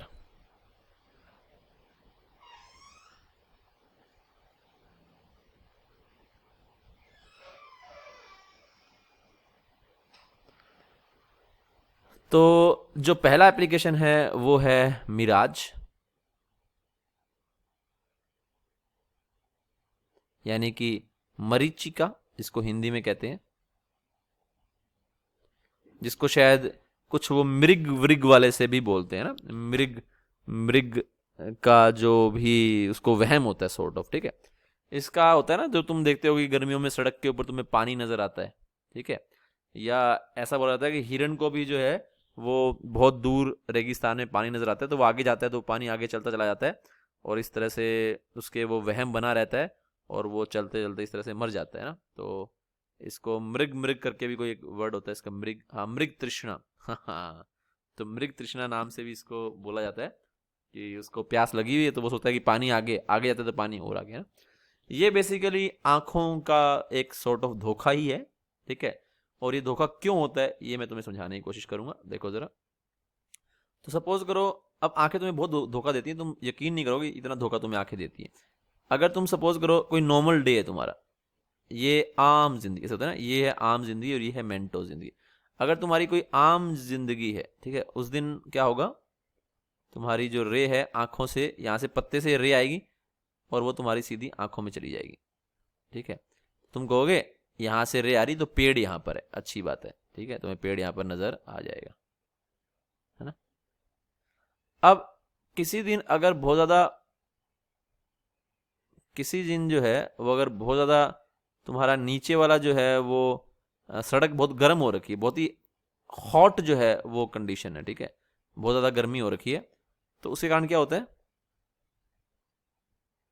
तुम यहाँ पर खड़े हो, ठीक है, उसके कारण होता है कि आमतौर पर क्या होता है, नीचे का जो तुम्हारा टेम्परेचर होता है, वो नीचे जो हवा होती है वो उसका रिफ्रैक्टिव इंडेक्स जो है वो ज़्यादा होता है, ठीक है, आमतौर पर क्या होता है, नीचे तुम्हारा जो म्यू होता है वो ज़्यादा होता है, ठीक है, म्यू का वैल्यू, और ऊपर तुम्हारा क्योंकि नीचे हवा जो है वो ठंडी रहती है ना, ऊपर नीचे ज़्यादा डेंस रहती है, ऊपर थोड़ी हल्की रहती है ना, तो नीचे का म्यू तुम्हारा जो है वो ज़्यादा होता है और ऊपर का जो म्यू होता है वो तुम्हारा कम होता है, ठीक है। तो अगर ऐसे ऐसे ऐसे सिनेरियो होता है, ये तुम्हारा म्यू डेंसर हो गया, ये तुम्हारा म्यू रेयर हो गया। लेकिन अगर सड़क बहुत ज़्यादा गर्म हो गई है तो यहाँ का टेम्परेचर जो है ना वो बहुत ज़्यादा राइज कर जाता है, जिसके कारण जो बिल्कुल आसपास का जो है ना, जो बिल्कुल आसपास का जो रे है, यहाँ का जो बिल्कुल जो आसपास का रे है, तो यहाँ पर हम बोलते हैं बेसिकली कि यहाँ पर ना ये टेम्परेचर बढ़ने से हम जानते हैं म्यू घटता है, तो ये जो आसपास जो बिल्कुल सड़क के आसपास का जो है ना, ये तुम्हारा जो है वो म्यू जो है वो रेयर बन जाता है ना। ये समझना जरा इसको, टेम्परेचर बढ़ाओगे तो म्यू, हम जानते हैं टेम्परेचर बढ़ाने से म्यू घटता है, ठीक है, तो अगर मैंने टेम्परेचर को बढ़ाया तो मेरा म्यू जो है वो घटता है, तो सड़क के बिल्कुल आसपास का जो होता है ना वो तुम्हारा यहाँ पर रेयर मीडियम बन जाता है, ठीक है। अब क्या होता है, देखो लाइट आएगी दोबारा से, इस अपनी फोटो को यहाँ पे शिफ्ट कर देता हूँ मैं, लाइट आएगी दोबारा से। अच्छा, पेड़ थोड़ा सा हमने अलग कर दिया, पेड़ को वैसे ही करते हैं, पेड़ चलो वैसे ही करते हैं, ठीक है, तो ये हमारा पेड़ है, ये हम यहाँ पर खड़े हैं, ठीक है, हम यहाँ पर खड़े हैं ऐसे, तो अभी भी क्या होता है, अगर कोई रे यहाँ से आएगी तो हमें लगेगा कि हाँ भाई पेड़ वहाँ पर, ऐसा तो नहीं कि हमें पेड़ दिखना बंद हो गया, हमें लगेगा हाँ पेड़ वहीं का वहीं है। लेकिन जो लाइट रे पहले यहाँ पर जा रही थी, ठीक है, जो लाइट रे तुम्हारी पहले यहाँ पर जा रही थी, है ना, इसको मैं बाद में इरेज कर दूंगा,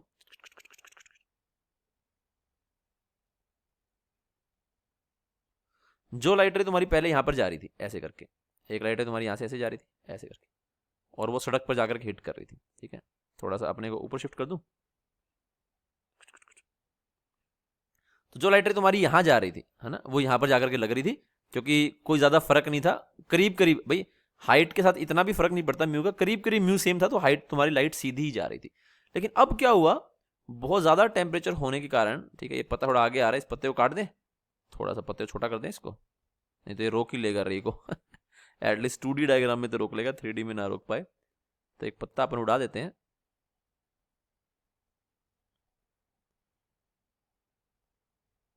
ठीक है, ऐसे। तो ये जो लाइट रे है ना, जैसे ये यहां पर आई ऐसे करके, तो अब यहां पर जो है ना ये एकदम से रेयर मीडियम आ गया, तो डेंसर से रेयर मीडियम में लाइट जा रही है ना, डेंसर से रेयर मीडियम में लाइट जा रही है, तो कैसे मुड़नी चाहिए, ये डेंस है और ये है यहाँ पे रेयर, तो ऐसे मुड़नी चाहिए इधर की तरफ, है ना, तो डेंसर से अगर रेयर जाएगी तो नॉर्मल से दूर हो जाएगी, ऐसे मुड़नी चाहिए इधर की तरफ। लेकिन अगर ये इतना ज्यादा रेयर है कि ये एंगल हमारा क्रिटिकल एंगल से बड़ा हो जाता है, इतना ज्यादा यहाँ पर रेयर हो गया कि एंगल क्रिटिकल एंगल से बड़ा हो गया है, तो लाइट यहाँ पे TIR खा जाती है, TIR खाएगी तो लाइट ऐसे हो जाएगी, है ना, तो लाइट तुम्हारी ऐसे जाती है, ऐसे ना जाने की बजाय लाइट जाती है कुछ ऐसे, एक सेकेंड, हाँ, और पत्ता हट गया, तो लाइट जाती है कुछ ऐसे ऐसे जाती है, और यहाँ पर ये इतना ज़्यादा वो होता है कि ये TIR खा करके ऐसे मुड़ जाती है और इस आदमी की आंखों में चली जाती है, जो कि इसको नहीं जाना चाहिए था, इसको यहाँ पर गिरना चाहिए था, लेकिन ये ऐसे नहीं गिरती है और ये ऐसे चली जाती है। अब आदमी बोलता है अरे ये पत्ता, आदमी को दिखाई देता है पत्ता, अरे ये पत्ता कैसे आया, आंखों का क्या है, आंखों को एक ही चीज आती है, जहां भी लाइट आ रही है उसको पीछे भेज दो, है ना, थोड़ा सा मैं इसको और एंगल पे कर दूं हल्का सा, ताकि मुझे थोड़ा सा ठीक इसको बना पाऊँ, ठीक है, तो आंखें क्या करती है, उसको पीछे भेज देती हैं, तो पीछे भेज देती है उसको, तो मैं थोड़ा सा इसको सही कर लेता हूँ, तो रे ऐसे आई और यहाँ पर TIR खाया, TIR यहाँ पे थोड़ा इतना स्मूथ नहीं होता है, ऐसे हल्का सा होगा, ऐसे बिल्कुल स्ट्रेट लाइन नहीं होगी, कुछ इस तरह से मूव करेगी, ठीक है, तो यहाँ पर ऐसे गई तुम्हारी लाइट रे, ठीक है। अब लाइट को एक ही चीज आती है, आंखें आदमी बोलेगा अरे ये पत्ता मुझे कैसे दिखाई देगा, और मुझे यहाँ से आती हुई नजर आ रही है, इसका मतलब वो पेड़ उसको यहाँ पर भी नजर आएगा, ये पूरा का पूरा जो पेड़ है उसको ऐसे भी नजर आएगा,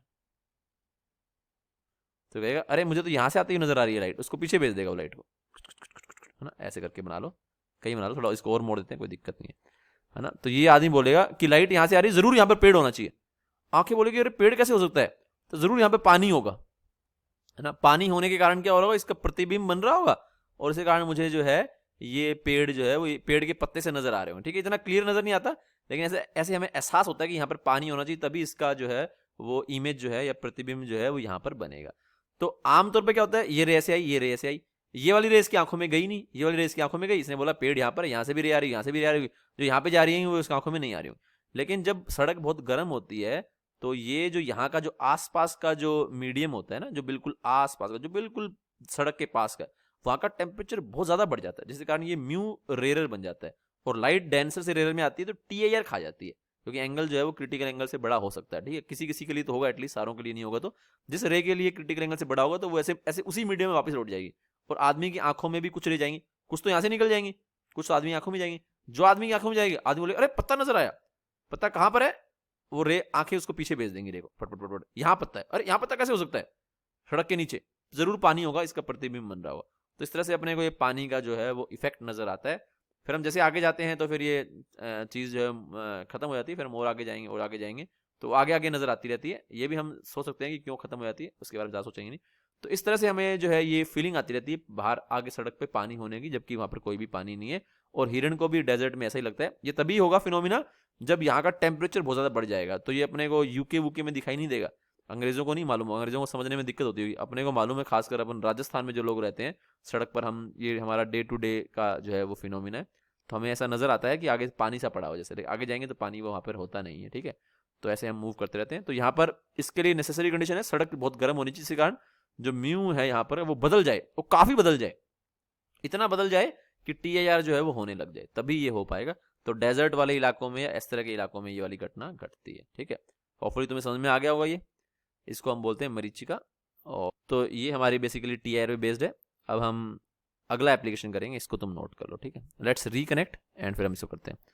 पर अगर कोई ऑब्जेक्ट नहीं हो तब भी ऐसा लगता है, हाँ तो ऊपर से रे तो आ ही रही होंगी, फिर आसमान नजर आ जाएगा, है ना।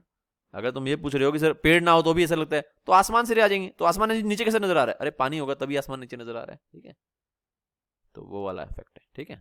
चलो मिलते हैं, रिकनेक्ट करते हैं। कि मरीचिका या मिराज के ऊपर ज्यादा क्वेश्चन बनते नहीं है, थोड़ा थियोरेटिकली फिनोमिना है ये। हालांकि कोई चाहे तो बना सकता है, IIT JEE तो किसी के ऊपर ही बना देता है, तो बट इसमें आमतौर पर क्वेश्चन जो है वो ज्यादा बनते नहीं है, ठीक है। अब हम करते हैं डायमंड जो है, इसका सेकंड एप्लीकेशन करने हैं कि क्यों जो है वो डायमंड जो है वो सॉर्ट ऑफ चमकता है, या उसमें जो वो क्या ट्विंकलिंग सा इफेक्ट आता है ना। तो डायमंड क्यों जो है, सेकंड इसका एप्लीकेशन है कि डायमंड जो है वो हम करने वाले हैं कि हीरा जो है वो जैसा चमकता है वैसा क्यों चमकता है ना।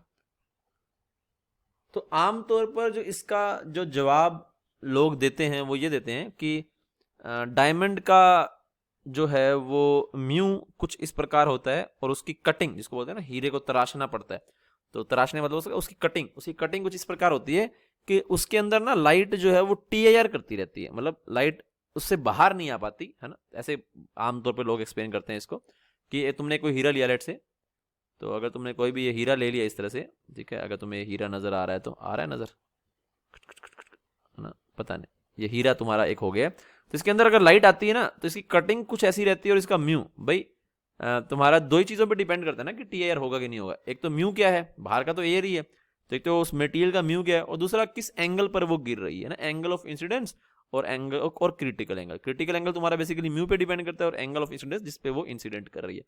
तो कटिंग कुछ इस तरह से रखते हैं, और इसका म्यू का वैल्यू कुछ ऐसा होता है कि मोस्टली जो लाइट आती है वो यहाँ पर वो TIR खाती रहती है। तो TIR खाती रहती है तो लाइट इसके अंदर फंस जाती है, ऐसे करके इसके अंदर फंस जाती है, तो ये फिर ऐसे ग्लो करता हुआ नजर आता है। तो हम बोलते हैं कि डायमंड जो है वो टेक्निकली ग्लो करता है। बट ये चीज पूरी तरह ठीक नहीं है, क्योंकि मेरा मानना ये है कि, मेरा मानना तो क्या मतलब, हम जानते ही हैं कि हमें कोई अगर ये लाइट यहाँ पर फंस गई तो फिर तो हमें ये ब्लैक बॉडी नजर आनी चाहिए, क्योंकि हमें किसी भी चीज को अगर देखना है तो उसके लिए जरूरी है कि उससे जो रे है वो हमारी आंखों में आए। अगर रे यहाँ पर आकर के फंसी गई है, ये तो ब्लैक बॉडी की प्रॉपर्टी होती है कि रे अंदर आई और अंदर ही अंदर फंस गई, बाहर ही नहीं आई, तो वो तो हमें नजर ही नहीं आएगी, क्योंकि अगर लाइट बाहर ही नहीं आई तो वो हमें दिखेगा कैसे, वो हमें दिखेगा ही नहीं। तो फिर हमें डायमंड जो है वो कंप्लीटली ब्लैक नजर आना चाहिए था, जबकि ऐसा जो है वो नहीं होता है, उसमें हमें ट्विंकलिंग इफेक्ट दिखाई देता है। दूसरी जो इस थ्योरी से जो प्रॉब्लम है वो ये है कि फिर तो तुम्हें पूरा पूरा, अगर तुम मान भी लो, चलो एक बार के लिए हम ये दिमाग ना भी लगाएं कि लाइट वहां से हमारी आंखों में आनी चाहिए थी, बस तुम सोचो कि ये लाइट जो है, तुम्हें ऐसा एहसास देता है कि लाइट आकर यहाँ पे फंस गई, और फंस गई तो ये ग्लो करता हुआ नजर आएगा, एक लट्टू की तरह जलेगा। तो तुम जानते हो डायमंड कोई लट्टू की तरह नहीं जलता है। डायमंड में क्या होता है, किसी किसी पॉइंट से वो ऐसे जो जैसे तारे जो होते हैं ना ट्विंकल करते हैं, ऐसे चमक सी नजर आती है। तो डायमंड में से 5-6 स्पॉट्स से होंगे जहां से वो ट्विंकलिंग इफेक्ट होगा, बाकी तो डायमंड नॉर्मल सा ही होता है, ठीक है। ऐसा नहीं है पूरा जो डायमंड है वो लट्टू की तरह चस रहा है, ठीक है। तो उसमें क्या होता है, किसी किसी पॉइंट से लाइट बहुत ज्यादा निकल रही होती है, तो वहां पे ट्विंकलिंग इफेक्ट आता है। तो इन दोनों कारणों से मैं तुम्हें बताता हूँ कि इसमें सही जो है वो रीजन क्या होता है। ये वाली बात सत्य है कि इसका म्यू कुछ ऐसा रहता है, और इसका एंगल ऑफ इंसिडेंस इसके कुछ ऐसे कटिंग की जाती है कि मोस्टली लाइट जो है, मोस्टली लाइट नहीं बोलना चाहिए, मोस्ट जगहों से लाइट जो है बाहर नहीं आती है, ठीक है। तो मैं तुम्हें यहाँ पे दिखाता हूँ क्या कहानी होती है इसके अंदर, तो वो मैं एक्सप्लेन कर दूंगा कि कैसा इसका म्यू रहता है।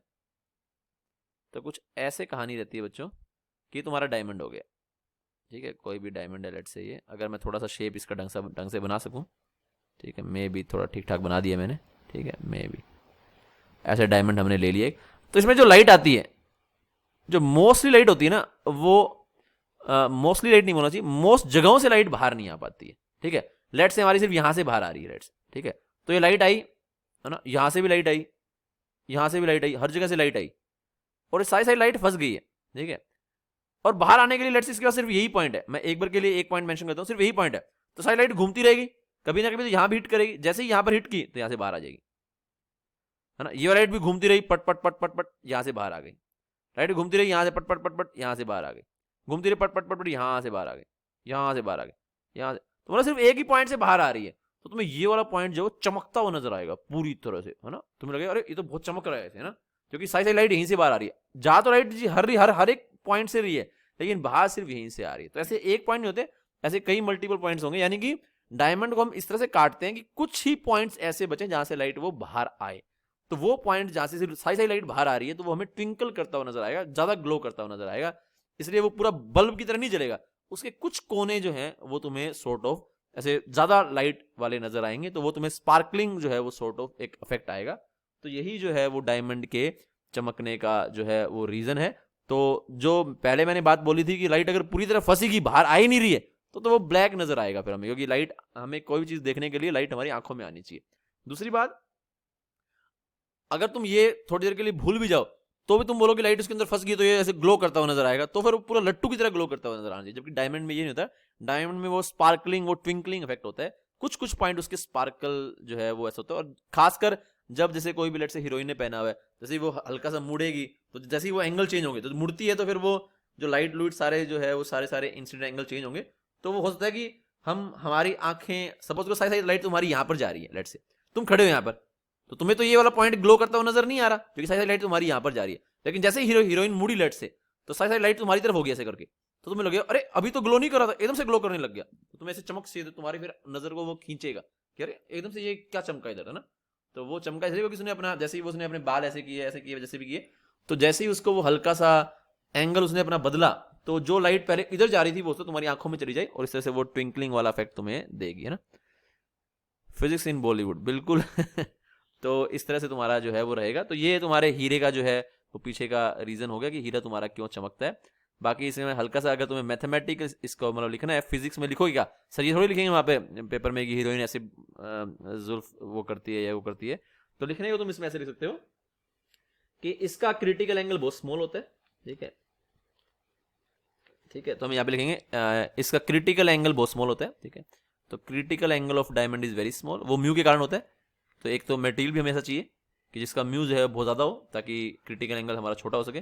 Critical angle is very small for diamond, very small for diamond. तो एक तो ये रीजन हो गया, जिसके कारण हम बोल सकते हैं कि ये करीब करीब 24.4 डिग्री होता है, कुछ इतना होता है, ठीक है। और ऑल्सो पहला रीजन तो ये हो गया। दूसरा रीजन हमारा यहाँ पर बोलेंगे कि इसको तराशते हैं, तराशने को तुम बोलेंगे सूटेबल कटिंग। तो तराशते हैं इसको ना, तराशते हैं, तो बोलेंगे सूटेबल कटिंग। तो सूटेबल इसकी कटिंग करते हैं, जिसके कारण क्या होता है, मोस्टली लाइट टीआर करती है, मोस्ट पॉइंट से, मोस्टली नहीं बोलना चाहिए, मोस्ट पॉइंट से, यानी कि कुछ ही पॉइंट होंगे जहां से लाइट बाहर आएगी, मोस्ट पॉइंट से या मोस्ट पॉइंट पे लाइट TIR करती है, तो TIR करती है तो वो बाहर नहीं आ पाएगी, तो बाहर क्या आएंगी, कुछ ही पॉइंट से बाहर आएंगे, जिसके कारण वो ट्विंकलिंग इफेक्ट आएगा। ठीक है, ओनली फ्यू पॉइंट से लाइट बाहर आएगी, ओनली फ्यू पॉइंट से लाइट बाहर आएगी, और वो पॉइंट हमें जगमगाते हुए नजर आएंगे। ठीक है, तो वो पॉइंट्स हमें स्पार्कलिंग इफेक्ट देंगे, या जगमगाते हुए ना स्पार्कलिंग इफेक्ट सा आएगा हमारे सामने। ठीक है, और जैसे मैंने बोला है कि तुम वहां खड़े हो तो तुम्हें नहीं आ रही थी, है ना, लाइट तो वहां से बाहर आ रही है, लेकिन तुम्हारी आंखों में तो आनी चाहिए ना, तो तुम पहले वहां, तो पहले उसका जो भी जिसने भी पहना है वो हीरा, पहले उसका कुछ फेस जो है या कुछ उसकी बॉडी इस तरह से थी कि वो लाइट जो निकल रही थी वो तुम्हारी आंखों में नहीं आ रही थी, लेकिन जैसे तुमने ऐसे टर्न किया तो वो तुम्हारी आंखों में आने लगी, तो तुम्हें पहले वो ग्लो करता हुआ नजर नहीं आया, एकदम से तुम्हारे ऐसे आया, अरे ये एकदम से क्या जगह, तो तुम्हारा ध्यान जो है वहां पे जाता है, तो बोलते हो व्हाट अ ब्यूटीफुल नेकलेस, और वो जो भी है तुम उसकी तारीफ करते हो। अगर तुम हीरोइन वीरोइन, अपन तो कहाँ, अपन तो देख करके, चोर सभी का दिमाग में ख्याल तो अलग अलग आएंगे, चोर के दिमाग में आएगा कि चुराते हैं, लेकिन शायद लोगों को इतना अटेंशन चाहिए होता है, तो चाहते हैं वो कि उनका ध्यान हमारे ऊपर पड़े, तो एकदम से जाहिर सी बात है, अगर तुम अपने अगर लड़ी लगा करके चले जाओगे जो जगमग जगमग कर रही होगी, तो लोग तुम्हारे पे ध्यान तो देंगे ही ना, बट वो थोड़ा क्लासी नहीं होगा, वो थोड़ा चीप हो जाएगा, तो इसलिए लोग डायमंड पहनते हैं कि जगमग जगमग तो करें लेकिन क्लासी अंदाज में करें, और जो भी चीज़ रेयर है उसका तो फिर वैल्यू हो ही जाता है ना, जो भी रेयर चीज़ है, तो मतलब थोड़ा रेयर है ये डायमंड वगैरह, जो भी मटेरियल कम मिलता होगा, तराशने में टाइम लगता हो, जो भी है। ठीक है, तो ये हो गया डायमंड के बारे में पूरा पूरा। अब हमारा थर्ड जो है, जहाँ से हमारा न्यूमेरिकल भी बनता है, इसका थर्ड जो एप्लीकेशन है वो है ऑप्टिकल फाइबर। ठीक है, उसमें मज़े नहीं है, इन दोनों में मज़े थे ना, आधे लोगों को लग रहा होगा कि सर आज वाली क्लास थोड़ी इंटरेस्टिंग लग रही है, हिरन वीरन चल रही हैं, है ना, क्योंकि किसी को ये थोड़ी पसंद है कि sine theta is equal to mu r by mu d, ये फलाना डेम का, हाँ ये मस्त सर, हिरन वीरन है कैसे अपने को दिखाई दे रहा है, तो ये थोड़ा इंटरेस्टिंग है, लेकिन इंटरेस्टिंग से क्वेश्चन नहीं आते ना, क्वेश्चन तो मैथमेटिक्स वाले पोर्शन से ही आएंगे। तो थर्ड वाला जो इसका है वो है ऑप्टिकल फाइबर, तो वो हम पढ़ लेते हैं। थर्ड इसका एप्लीकेशन जो है, ये सारे सारे TIR की एप्लीकेशन है ना, इसमें भी TIR हो रही थी, मरीचिका वाले में भी TIR हो रही थी, थर्ड हो गया इसका ऑप्टिकल फाइबर। ऑप्टिकल फाइबर हमारा सिग्नल कैरी करता है, इलेक्ट्रिकल भी, लाइट सिग्नल तुम बोल सकते हो, एक डिस्टेंस, लॉन्ग डिस्टेंस तक तो है जो हमारा ये करता है। तो ये ऑडियो वीडियो जो है, होता तो लाइट है, लेकिन लाइट को हम उसमें कन्वर्ट कर देते हैं EM वेव के अंदर, यानी कि इलेक्ट्रिसिटी वाले को हम जो है वो लाइट वेव में कन्वर्ट करके फिर उसको आगे प्रोपोगेट करवाते हैं। ठीक है, तो ये क्या करता है, transmits audio and video signal over long distances. ठीक है, तो सीधा ऑडियो फॉर्म में नहीं रखते हैं उसको, वो हम आगे देखेंगे कम्युनिकेशन में कैसे कहानी होती है। किसी भी सिग्नल को पहले हम जो है वो सूटेबल, पहले तो ट्रांसड्यूसर लगा करके उसको इलेक्ट्रिकल सिग्नल में कन्वर्ट करते हैं, है ना, फिर ऐसे आगे ट्रांसमिट करने के लिए हजार चीज़ें लगाते हैं, तो वो सब बाद में झंझट करेंगे, लेकिन ये ऑडियो वीडियो सिग्नल को लॉन्ग डिस्टेंसेस पे ट्रांसमिट करने के काम आता है। ठीक है, कैसे बनती है ऑप्टिकल फाइबर, ये जैसा हम ऑलरेडी कर चुके हैं, हल्का हल्का एक क्वेश्चन जब हमने JEE में किया था, कुछ वैसे ही कहानी होती है यहाँ पर। तो ये हमारा इस तरह से होता है, ये लेट से एक मेटीरियल हो गया, ठीक है, ये कोर हो गया हमारा, ठीक है, ऐसे करके, तो ये पूरा पूरा येलो ही है, सिलेंडर में बना नहीं पाऊंगा, तो ये कोर हो गया हमारा। ठीक है, इसको हिंदी में क्रोड बोलते हैं, और इसके ऊपर एक दूसरा मेटीरियल होता है जिसको हम बोलते हैं क्लैडिंग, इसको हिंदी में बोलते हैं आच्छद। ओहो, ये वर्ड तो मुझे याद रहता ही नहीं है, हमेशा देखना ही पड़ता है ना। ऐसे दो बना मेटीरियल होता है, इसको हम बोलते हैं क्लैडिंग या आच्छद। दिखा नहीं, थोड़ा ऊपर लिख दूं, क्लैडिंग या फिर आ च आधा छ द, अच्छा ठीक है, ये इसको बोलते हैं क्लैडिंग। अब तुम जानते हो, अगर तुम्हें इस यहाँ पे तुम लाइट भेजोगे तो तुम्हें TIR करवानी है, तो तुम चाहोगे कि देखो जरा TIR तुम्हें कहाँ करानी है, तो ये तो तुम्हारा पहले इसका एक्सिस हो गया सॉर्ट ऑफ। ठीक है, अब तुमने यहाँ से लाइट भेजी, ठीक है, यहाँ से लाइट भेजी किसी भी एंगल I पर, फिर ये अंदर जाती है, थोड़ा मुड़ जाएगी, ठीक है, और फिर यहाँ पे तुम्हें कराना है TIR। तो TIR कराओगे तो तुम्हारा जो, इसको अगर मैं μ2 बोल दूँ, इसको मैंने μ1 बोल दिया, तो μ2 जो है वो मेरा बड़ा रहता है μ1 के मुकाबले, तभी तो TIR होगा। यहाँ पे TIR होगा तो यहाँ पे अपने आप ही हो जाएगा, फिर अपने आप ऐसे से लाइट तुम्हारी TIR करते हुए आगे प्रोपेगेट करती है, तो ये हम बोलेंगे इसका जो है TIR हो जाएगा। तो ऐसे करते हुए लाइट यहाँ पे फिर पड़ेगी, फिर TIR हो जाएगा, फिर ऐसे आगे ऐसे करती हुई आगे प्रोपोगेट करती चली जाती है तुम्हारी लाइट। इसका लंबा कर देंगे तो आगे ऐसी लाइट तुम्हारी मूव करती चली जाएगी, ठीक है। तो ये तुम्हारा ऑप्टिकल फाइबर हो गया। इसका अब इसमें न्यूमेरिकल कैसे बन सकते हैं कि एंगल ऑफ इंसिडेंस कितना हो कि ये TAR करता चला जाए। तो इस तरह का एक हम स्टैंडर्ड जो है वो बना लेते हैं कि क्या हमारा यहाँ पर होता है, ठीक है। तो उसका मैं यहाँ पर तुम्हें मैथमेटिक्स जो है मैं डिस्कस कर देता हूँ, ठीक है। तो मैं अगले पेज पे इसका डायग्राम बनाता हूँ और फिर इसका मैथमेटिक्स डिस्कस करता हूँ, ठीक है। देखो जरा इसका मैथमेटिक्स जल्दी से बना देता हूँ, इसी में कर देते हैं क्या काम, चलो जल्दी से कर देंगे, कोई दिक्कत नहीं है। तो ये हो गया हमारा लेट्स से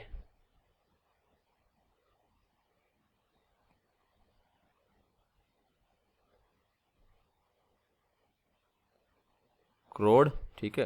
हिंदी में कोर बोलते हैं, हिंदी में करोड़, करोड़। ये अपना क्लैडिंग हो गया, आच्छद।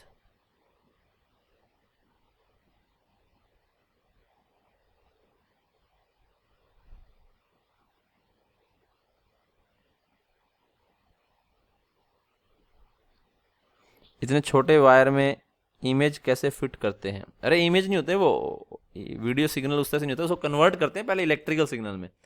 भाई अब तुम क्या लग रहा है तुम्हारे, अगर तुम फोन पे बात कर रहे हो तो जो तुम हेलो बोल रहे हो, तुम्हारी बुआ अमेरिका में बैठी वो हेलो सुन रही हैं, तो क्या तुम्हारी वॉइस सिग्नल को ट्रांसमिट किया गया? नहीं। वॉइस की स्पीड कितनी होती है? 320 मीटर पर सेकंड होती है। तो उसको अमेरिका पहुंचते पहुंचते तो मतलब हो सकता है कि 2-3 मिनट लग जाए। 320 मीटर पर सेकंड क्या हो गया? 3 किलोमीटर भी नहीं हुआ, 0.3 किलोमीटर हुआ 1 सेकंड में। तो हो सकता है तुम हेलो आप बोलो और 2 घंटे बाद तुम्हारी वहां पे बुआ को हेलो सुनाई दे। उसको हम लाइट सिग्नल में कन्वर्ट करके फिर ट्रांसमिट करते हैं। वापस से मोबाइल क्या करता है, उसको लाइट से फिर वो ऑडियो सिग्नल में कन्वर्ट करता है। तो यहाँ पर भी सेम ही कहानी रहती है, यहाँ पर कोई फोटो नहीं जा रही है इसके अंदर, ठीक है, कि फोटो तुम भेज रहे हो ऐसे करके फोटो जा रही है।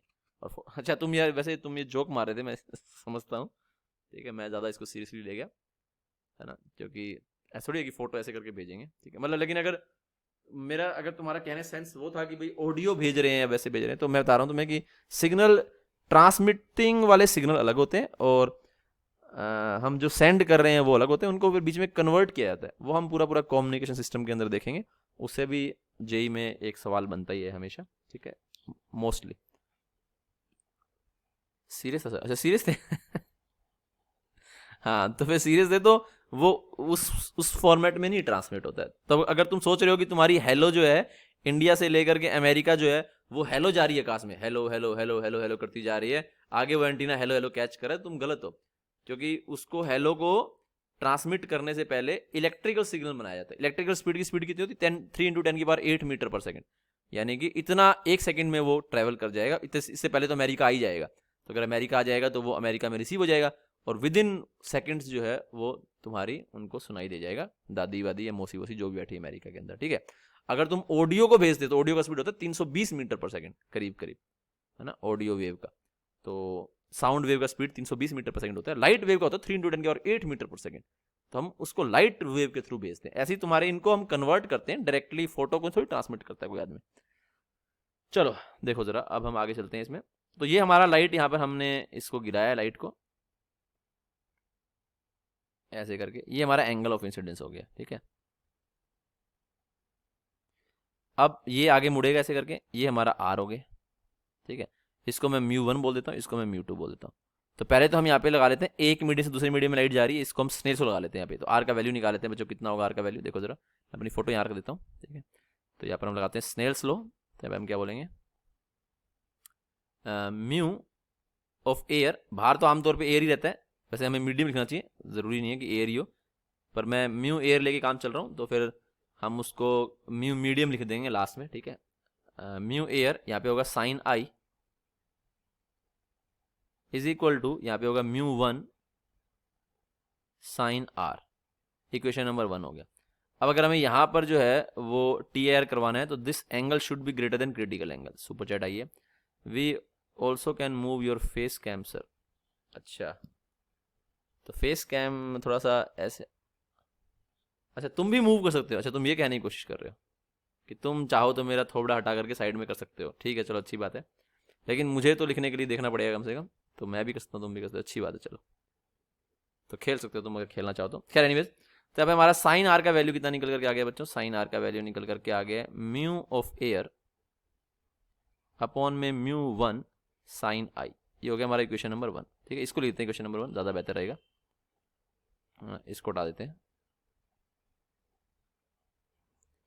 अब आगे अगर हम बोलेंगे तो ये टी आर के लिए ये एंगल होना चाहिए बड़ा क्रिटिकल एंगल से। ठीक है, तो हम क्या लिखेंगे कि ये जो एंगल है, ये एंगल कितना होगा, अब ये तुम्हारा आर है, ये 90 है, तो ये एंगल कितना होगा 90 माइनस आर। तो हम लिखेंगे 90 minus r should be greater than theta critical.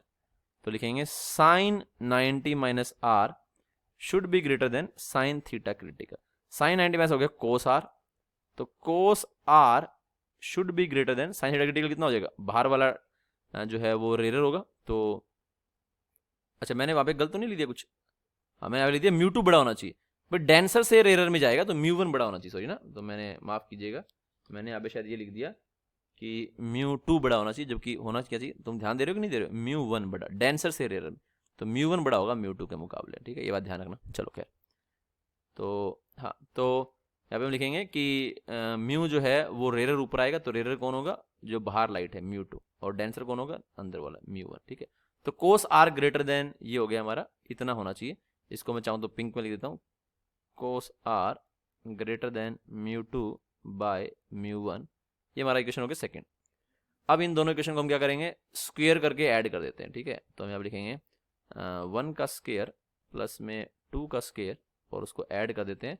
तो ये हमारा बन जाएगा यहाँ पर साइन स्क्वायर आर प्लस में cos square r greater than, क्योंकि एक में इक्वल है एक में ग्रेटर है, तो यहाँ पे ग्रेटर ही रहेगा। ये हो जाएगा यहाँ पर अगर हम देखें तो म्यू 1 का स्क्वायर आ जाएगा कॉमन, और यहाँ पर ये हो जाएगा म्यू ऑफ एयर का स्क्वायर साइन स्क्वायर आई, है ना, और यहाँ पर बचेगा म्यू 2 स्क्वायर। अब ये तो 1 हो गया। ठीक है, इसको अपनी फोटो को मैं थोड़ा और ऊपर कर दूँ यहाँ पे। ठीक है, अब मैं इसे यहाँ पे सोल्व करता हूँ। ये तो 1 हो गया, तो 1, और यहाँ पर ये आएगा तो म्यू 1 स्क्वायर हो जाएगा, तो mu 1 square less than mu air का स्क्वायर साइन स्क्वायर आई प्लस में म्यू 2 का स्क्वायर। तो इधर जाएगा तो क्या हो जाएगा, तो साइन आई का वैल्यू तुम देखोगे तो यहाँ पे हो जाएगा less than under root of mu 1 square minus में म्यू 2 स्क्वायर, और यहाँ पर 1 अपॉन में म्यू ऑफ एयर भी लिख सकते हो, बाहर निकाल दिया इसको मैंने रूट से। ठीक है, तो ये तुम्हारा साइन आई का वैल्यू बच्चों, वैल्यू आ गया। साइन आई का वैल्यू तुम्हारा कुछ ऐसा निकल करके आएगा। अगर आई तुम्हारा इससे छोटा है, साइन इनवर्स, है ना, तो याद करना बड़ा आसान है। याद कैसे करेंगे हम, याद हम इस कैसे कर सकते हैं कि दोनों म्यू का माइनस है, तो बड़ा म्यू पहले लेते हैं, छोटा म्यू बाद में ले देंगे, बात खत्म हुई। तो मैं ध्यान रखना कौन बड़ा कौन छोटा है। ठीक है, वो तो अंडरस्टूड ही है कि लाइट जो है तुम्हारी डेंसर से रेयर मीडियम में जाएगी। ठीक है, तो ऐसे हम इसको आसानी से याद कर सकते हैं कि इसका आंसर होता है एंगल ऑफ इंसिडेंस होना चाहिए दोनों म्यू के स्क्वायर का माइनस करना है। ठीक है, पहले माइनस नहीं करना, पहले स्क्वायर करना है, फिर दोनों को माइनस करना है, फिर अंडर रूट लेना है, तो वो साइन आई का वैल्यू होगा। अगर मीडियम सपोज करो एयर की जगह पानी हो जाए तो उससे भी हमें डिवाइड करना पड़ेगा, बट वो आमतौर पर एयर ही रहता है। ठीक है, लेकिन कभी कभी पानी में भी डाल सकते हैं, तो ये ध्यान रखना, तुम्हें म्यू ऑफ एयर नीचे आएगा। वो मैं तुम्हें फंडा बता भी दूंगा आखिर में कि हमारे जितने भी फॉर्मूले हैं ना, सभी फॉर्मूलों में जहां जहां म्यू आएगा हमेशा, जैसे म्यू ऑफ स्लैब आगे करेंगे तो हमेशा अगर मीडियम चेंज हो जाता है, मीडियम पानी हो जाता है, तो हमेशा उसको हम म्यू से डिवाइड करते हैं मीडियम में। ये हमेशा हम यूज करते हैं। आमतौर पर म्यू m1 होता है, तो यहाँ पे देखो तुम, तो हमने म्यू 1 यूज किया, तो म्यू 1 नहीं है, mu 1 by mu of medium का स्क्वायर है। यहाँ पर म्यू 2 नहीं है, म्यू 2 अपॉन में म्यू ऑफ मीडियम का स्क्वायर है, तो म्यू मीडियम बाहर आ गया तो बाहर आ गया, और वो मीडियम एयर है तो मैंने एयर लिख दिया। तो ये आगे तुम देखोगे, मैं 3-4 फॉर्मूला में ऐसे तुम्हें दिखाऊंगा, तो तुम समझ जाओगे कि अगर मैंने कोई भी फॉर्मूला याद किया है उसे मैंने मीडियम को कंसीडर नहीं किया है, तो जहां जहां मेरा म्यू आ रहा है ना, उसके नीचे मैं साथ में म्यू मीडियम से उसको डिवाइड कर सकता हूँ, वो मेरा किसी भी मीडियम के लिए आंसर बन जाएगा। जैसे अगर मैं इसका याद रखूँ, कैसे याद करूंगा कि मेरा साइन होता है लेस देन, पहले बात लेस देन होती है, ग्रेटर देन नहीं होता। साइन आई जो है वो लेस देन होना चाहिए, अंडर रूट ऑफ दोनों म्यू का स्क्वायर का माइनस कर दूंगा। अगर पानी है मीडियम में तो दोनों म्यू को उसके पानी से डिवाइड भी करूंगा। म्यू एयर को अंदर भेजेंगे तो दोनों के डिवाइड में चला जाएगा ना, और स्क्वायर में जाएगा, तो ऐसे करके हम उसको ध्यान रख सकते हैं। तो ये याद करना ज्यादा मुश्किल नहीं है बच्चों, आसान ही है मेरे ख्याल से। एक जेई में एक सवाल भी आया हुआ है इसके ऊपर, और उन्होंने बोला था कि साइन आई को हम बोलते हैं न्यूमेरिकल अपर्चर, तो संख्यात्मक द्वारक भी इसका नाम है। तो ये जेई में क्वेश्चन आया, वैसे तुम्हें याद करने की जरूरत नहीं है, लेकिन अगर एक बार हम लिख लें तो कोई दिक्कत वाली बात नहीं है। उन्होंने कॉम्प्रिहेंशन दिया था, कॉम्प्रिहेंशन में उसने बोला था इसको मैं न्यूमेरिकल अपर्चर का नाम दूंगा, इसको बोलते हैं ऑप्टिकल फाइबर का न्यूमेरिकल अपर्चर। और हम जानते हैं न्यूमेरिकल को हिंदी में बोलेंगे संख्यात्मक, और अपर्चर को बोलते हैं द्वारक। तो इसका हिंदी जो अनुवाद है, अनुवाद वो संख्यात्मक द्वारक बनेगा। ठीक है, तो ये हमारा ऑप्टिकल फाइबर का बच्चों थ्योरी हो गया है। ठीक है, इसके ऊपर हम सवाल कोई लें तो ले सकते हैं, हालांकि जो सवाल हैं वो थोड़े थ्योरेटिकल ही हैं, कोई ज़्यादा इतना अच्छा सवाल नहीं है। एक सवाल मैं फिर भी तुम्हारे शांति के लिए तुम्हें दे देता हूँ कि क्या सवाल है। तुम्हारे मॉड्यूल में सवाल है वो जेई वाला, वो कर लेना। सवाल सिंपल, ज़्यादा मुश्किल नहीं होते इसके।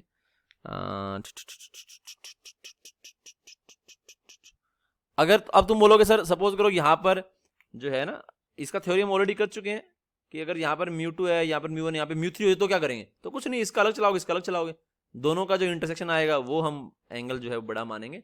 तो उस तरह से फिर वो ये नहीं पूछे आई का वैल्यू कितना होना चाहिए, वो क्वेश्चन को मॉडिफाई करेगा। मे भी जैसा हमने पहले किया था वैसा ही क्वेश्चन वो पूछ ले। ठीक है, तो ये हमारा ऑप्टिकल फाइबर का भी थ्योरी जो है वो कवर हो गया है बच्चों। इसके ऊपर न्यूमेरिकल तो मेरे पास कोई ज़्यादा अच्छा न्यूमेरिकल नहीं है। ठीक है, लेकिन एक घटे सा न्यूमेरिकल मैं तुम्हारी सेटिस्फेक्शन के लिए तुम्हें दे देता हूँ। क्वेश्चन कुछ इस प्रकार है, हरा पर्दा, जगमग जगमग, आंखें फूटी तो नहीं किसी की। चलो तो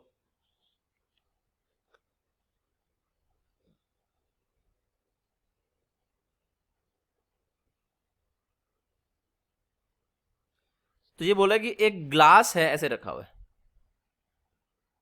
एक ग्लास है कैसे करके ना, और ये एयर में रखा हुआ है। ठीक है, और इसका जो म्यू है वो म्यू है। ठीक है, ये बोला कि लाइट जो है यहां से एंट्री मार रही है, फ्लैट सरफेस है, ये फ्लैट सरफेस है। तो क्वेश्चन में दे रखा है कि लाइट, अगर मैं क्वेश्चन का तुम्हें लैंग्वेज के फॉर्म में रीड करूं तो what should be the value of mu of a glass, है ना, ये ग्लास है यहाँ पर, तो इस ग्लास का म्यू क्या होना चाहिए। So what should be the value of mu of glass placed in air, air में रखी हुई ग्लास का म्यू क्या होना चाहिए, so that light entering through flat surface, जो लाइट फ्लैट सरफेस से एंटर कर रही है वो रोड के कर्व सरफेस से बाहर ना जाए। ठीक है, तो यहाँ पे पूछा है म्यू का वैल्यू क्या हो, है ना, मैं अगर लैंग्वेज की फॉर्म में लिखना चाहूं तो म्यू का वैल्यू क्या हो कि फ्लैट सरफेस से एंटर होने वाली लाइट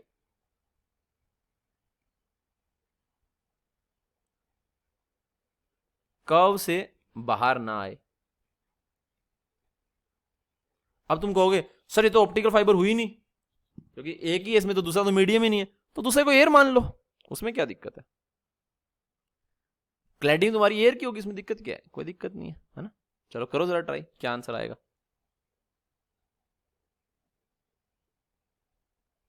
तो आसान है, वही तो पूछा है तुमसे, क्या पूछा है तुमसे। अब अच्छा थोड़ा सा कठिन है, थोड़ा सा यहाँ पे मैंने थोड़ा सा इंफॉर्मेशन तुम्हें गलत दे दी है। So that light entering through the flat surface of road doesn't curve surface of the road, तो बाहर ना आए, है ना। इसके लिए हमें थोड़ा सोचना पड़ेगा, एक बार सोचता हूँ मैं भी, सोचो जरा। अच्छा, मैं जिसको इतना घटिया क्वेश्चन बोला था, इतना घटिया क्वेश्चन वो निकला नहीं, क्वेश्चन थोड़ा ठीक निकला ये।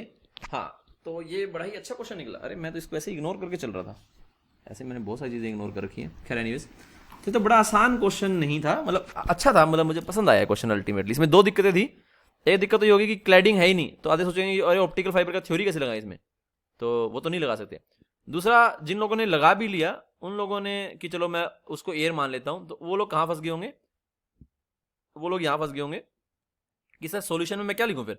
साइन आई आपने मुझे बताया था कि लेस देन होता है म्यू, ये तो मैंने म्यू मान लिया, और दूसरा जो क्लैडिंग है 1 वो तो एयर का ही है, और नीचे भी एयर का ही है, तो उसको तो लिखने की जरूरत ही नहीं है कोई सच, है ना। बट ये आई का जब तक वैल्यू मुझे नहीं मालूम तो मैं म्यू का वैल्यू कैसे निकालूंगा, है ना। तो यहां पर उसने बोला कि कोई भी लाइट जो फ्लैट सरफेस से एंटर मार रही है वो बाहर नहीं जानी चाहिए। तो हम जानते हैं ऑप्टिकल फाइबर के लिए कि एंगल ऑफ इंसिडेंस ना किसी वैल्यू से कम होना चाहिए। लेट्स से अगर मैं ये बोलूं कि एंगल ऑफ आई जो 40 डिग्री से कम, अगर मैंने म्यू फिक्स कर दिया लेट से मैंने म्यू का एक वैल्यू ले लिया, लेट से म्यू का वैल्यू मैंने ले लिया 0.1, तो 0.1 कह रहा 1.1 ले लिया लेट से मैंने म्यू का वैल्यू, तो मैं यहाँ पर हो सकता है मेरा आई का वैल्यू निकल गया कि 40 डिग्री से कम पे ही इंसिडेंट होनी चाहिए लाइट, तो वो बाहर नहीं आएगी, 40 से ऊपर इंसिडेंट होगी तो बाहर आ जाएगी। ठीक है, ये थोड़ा दरवाजा खोलना, इतना मैं काला नजर आ रहा हूँ, हालांकि मैं बहुत गोरा तो नहीं हूँ, लेकिन मैं इतना भी नहीं हूँ, तो ठीक ठीक तो मैं हूँ। ठीक है, तो अभी भी खैर वैसे ही नजर आ रहा है, दरवाजा लाइट कम हो गई, मेरे से शाम हो गई है। ठीक है, तो यहाँ पर हम क्या कहेंगे बच्चों, यहाँ पर हम ये कहेंगे कि अगर सपोज करो म्यू का वैल्यू 1.1 है, तो हो सकता है हमारा आई का वैल्यू आ जाए 40 डिग्री से कम पर इंसिडेंट होगी तो लाइट बाहर नहीं आएगी, 40 से अगर बड़े पे एंगल पे इंसिडेंट होगी 41-42 पे तो लाइट बाहर आ जाएगी। ठीक है, सपोज करो म्यू का वैल्यू मैंने बढ़ा दिया 1.2 कर दिया, 1.3 कर दिया, तो हो सकता है आई का वैल्यू आ जाएगी 60 डिग्री तक लाइट तुम्हारी जो है बाहर आ जाएगी। अब अगर हम चाहते हैं कि कोई भी लाइट बाहर ना आए, तो तुम जानते हो आई का वैल्यू किसी वैल्यू से कम होना चाहिए, है ना, तो हम बोलते हैं अगर मैं सपोज कर दो ये कर दूं, आई का वैल्यू लेस देन 90 कर दूं, भाई कभी भी एंगल ऑफ इंसिडेंस 90 से बड़ा तो नहीं होगा, है ना, अगर मैं यहाँ पे तुम्हारी लाइट भेज रहा हूँ, लाइट ऐसे करके भेज रहा हूँ, तो एंगल कितना बढ़ाता हूँ, ये तुम्हारा 30 है, 60 कर दिया, 70 कर दिया, 80 कर दिया, 90 करता हूँ, 90 से इधर से तो एंगल उससे बड़ा तो नहीं करूंगा, फिर तो वो मीडियम में आएगी नहीं। ठीक है, तो मैक्सिमम एंगल जो है वो कितना हो सकता है बड़ा, 90 हो सकता है। तो अगर 90 वाली भी बाहर नहीं आ रही तो बाकी तो बाहर नहीं आएंगे, तो यहाँ पर मुझे यही काम करना है कि आई का जो मैक्स, अगर मैं चाहता हूं कोई भी लाइट बाहर ना आए, अगर मेरे को ये बोलता वो कि म्यू का वैल्यू कितना हो ताकि 60 डिग्री तक वाली जो लाइट है वो यहां से बाहर ना आए, तो मैं आई का वैल्यू 60 डिग्री ले लेता। अगर उसने कुछ ही मेंशन नहीं किया, तो बोल रहा कि कोई भी लाइट बाहर नहीं आनी चाहिए, तो मैं बोल रहा हूं कि अगर 90 डिग्री वाली बाहर नहीं आएगी तो बाकी तो सारी बाहर आएंगी नहीं, तो आई का वैल्यू अगर मैं 90 डिग्री ले लूंगा तो यहाँ पे मैं बोलूंगा कि कोई भी लाइट जो है वो बाहर नहीं आएगी। ठीक है, तो ये यहाँ पर तुम्हें दिमाग लगाना था कि आई का वैल्यू क्या लेंगे। ठीक है, तो यहाँ पर मैं बोलूंगा कि if i is equal to 90 degree no light will come out. अगर आई का वैल्यू मैं 60 ले लूंगा तो 60 से ऊपर वाली बाहर आएंगी, क्योंकि आई हमने अभी किया ना कि आई का वैल्यू इससे छोटा होना चाहिए। तो अगर सपोज करो इसका वैल्यू निकल करके आता है साइन आई का वैल्यू √3/2, इसका मतलब आई क्या होना चाहिए 60 से छोटा, तो 60 से छोटा होगा तभी लाइट टी एयर करेगी, नहीं तो लाइट टी एयर नहीं करेगी। अगर मैं आई का वैल्यू 90 ले लूं यहाँ पर, है ना, तो मैं बोलूंगा कि फिर तो कोई भी लाइट तुम्हारी अगर 90 डिग्री भी तुम्हारी बाहर नहीं आ रही तो फिर तो बाकी तुम्हारी बाहर आने से ही रही। ठीक है, तो मुझे यही काम यहाँ पे करना है। If i is equal to 90 degree no light will come out, है ना। क्रिटिकल में अगर बात कर दूं, अगर मैं इसको इक्वेट कर दूं, है ना, ये तो क्रिटिकल वाले केस में sine I less than root mu 1 square minus mu 2 square में क्या होगा कि टी एयर हो जाएगा। लेकिन क्रिटिकल कंडीशन में क्या करते हैं, इक्वेट करके काम करते हैं ना। क्रिटिकल में बात करूंगा यहाँ पर, तो sine I is equal to, sine I का वैल्यू हो जाएगा sine 90 is equal to under root of mu square minus 1, ये हो जाएगा क्रिटिकल कंडीशन। क्रिटिकल में हम इक्वल करके काम करते हैं। ठीक है, तो यहाँ पर हो गया हमारा 1 is equal to root mu square minus 1, इसको स्क्वायर करेंगे तो 1 + 1 कितना हो जाएगा 2 is equal to mu square, तो म्यू का वैल्यू यहाँ पर हो जाएगा √2। ठीक है, तो अगर मेरा म्यू जो है वो √2 से बड़ा हो जाएगा तो हमारी कोई भी लाइट रे जो है वो बाहर नहीं आएगी, ये हमारा आंसर हो जाएगा। आज के लिए हम इतना रखेंगे बच्चों, ये हमारा खत्म होता है TIR। कल हम जो है वो ग्लास स्लैब को बीच में इंट्रोड्यूस करेंगे और उसके कारण क्या क्या इफेक्ट आएगा वो देखेंगे। रिफ्लेक्शन के क्वेश्चन वापस आएंगे। ठीक है, ऐसा नहीं है कि रिफ्लेक्शन खत्म हो गया। अब हम क्या करेंगे, एक ऑब्जेक्ट और मिरर के बीच में एक ग्लास स्लैब रख देंगे, उसके कारण क्या इफेक्ट आएगा, कल वो वाले क्वेश्चंस करेंगे। वो क्वेश्चन हमारे जैसे ही हो जाते हैं, जो कि अपने आप में अच्छे क्वेश्चन होते हैं काफ़ी, उसके बाद फिर हम जो है वो प्रिज्म वगैरह शुरू करेंगे और आगे बढ़ जाएंगे। तो कल हम प्रिज्म को जो है वो शुरू कर लेंगे, पता नहीं ख़त्म कर पाएंगे नहीं कर पाएंगे, कल की क्लास के बाद अपनी क्लास कब होगी वो हम देखेंगे, लेकिन कल हम जो है वो प्रिज्म में आगे बढ़ जाएंगे। आज के लिए इतना ही, कल मिलते हैं सेम टाइम सेम जगह 3:20 पे मिलते हैं। ठीक है, चलो टाइम पे मिलना, क्योंकि 40 मिनट की क्लास होती है, लेट आते हो तो फिर गड़बड़ होती है ना।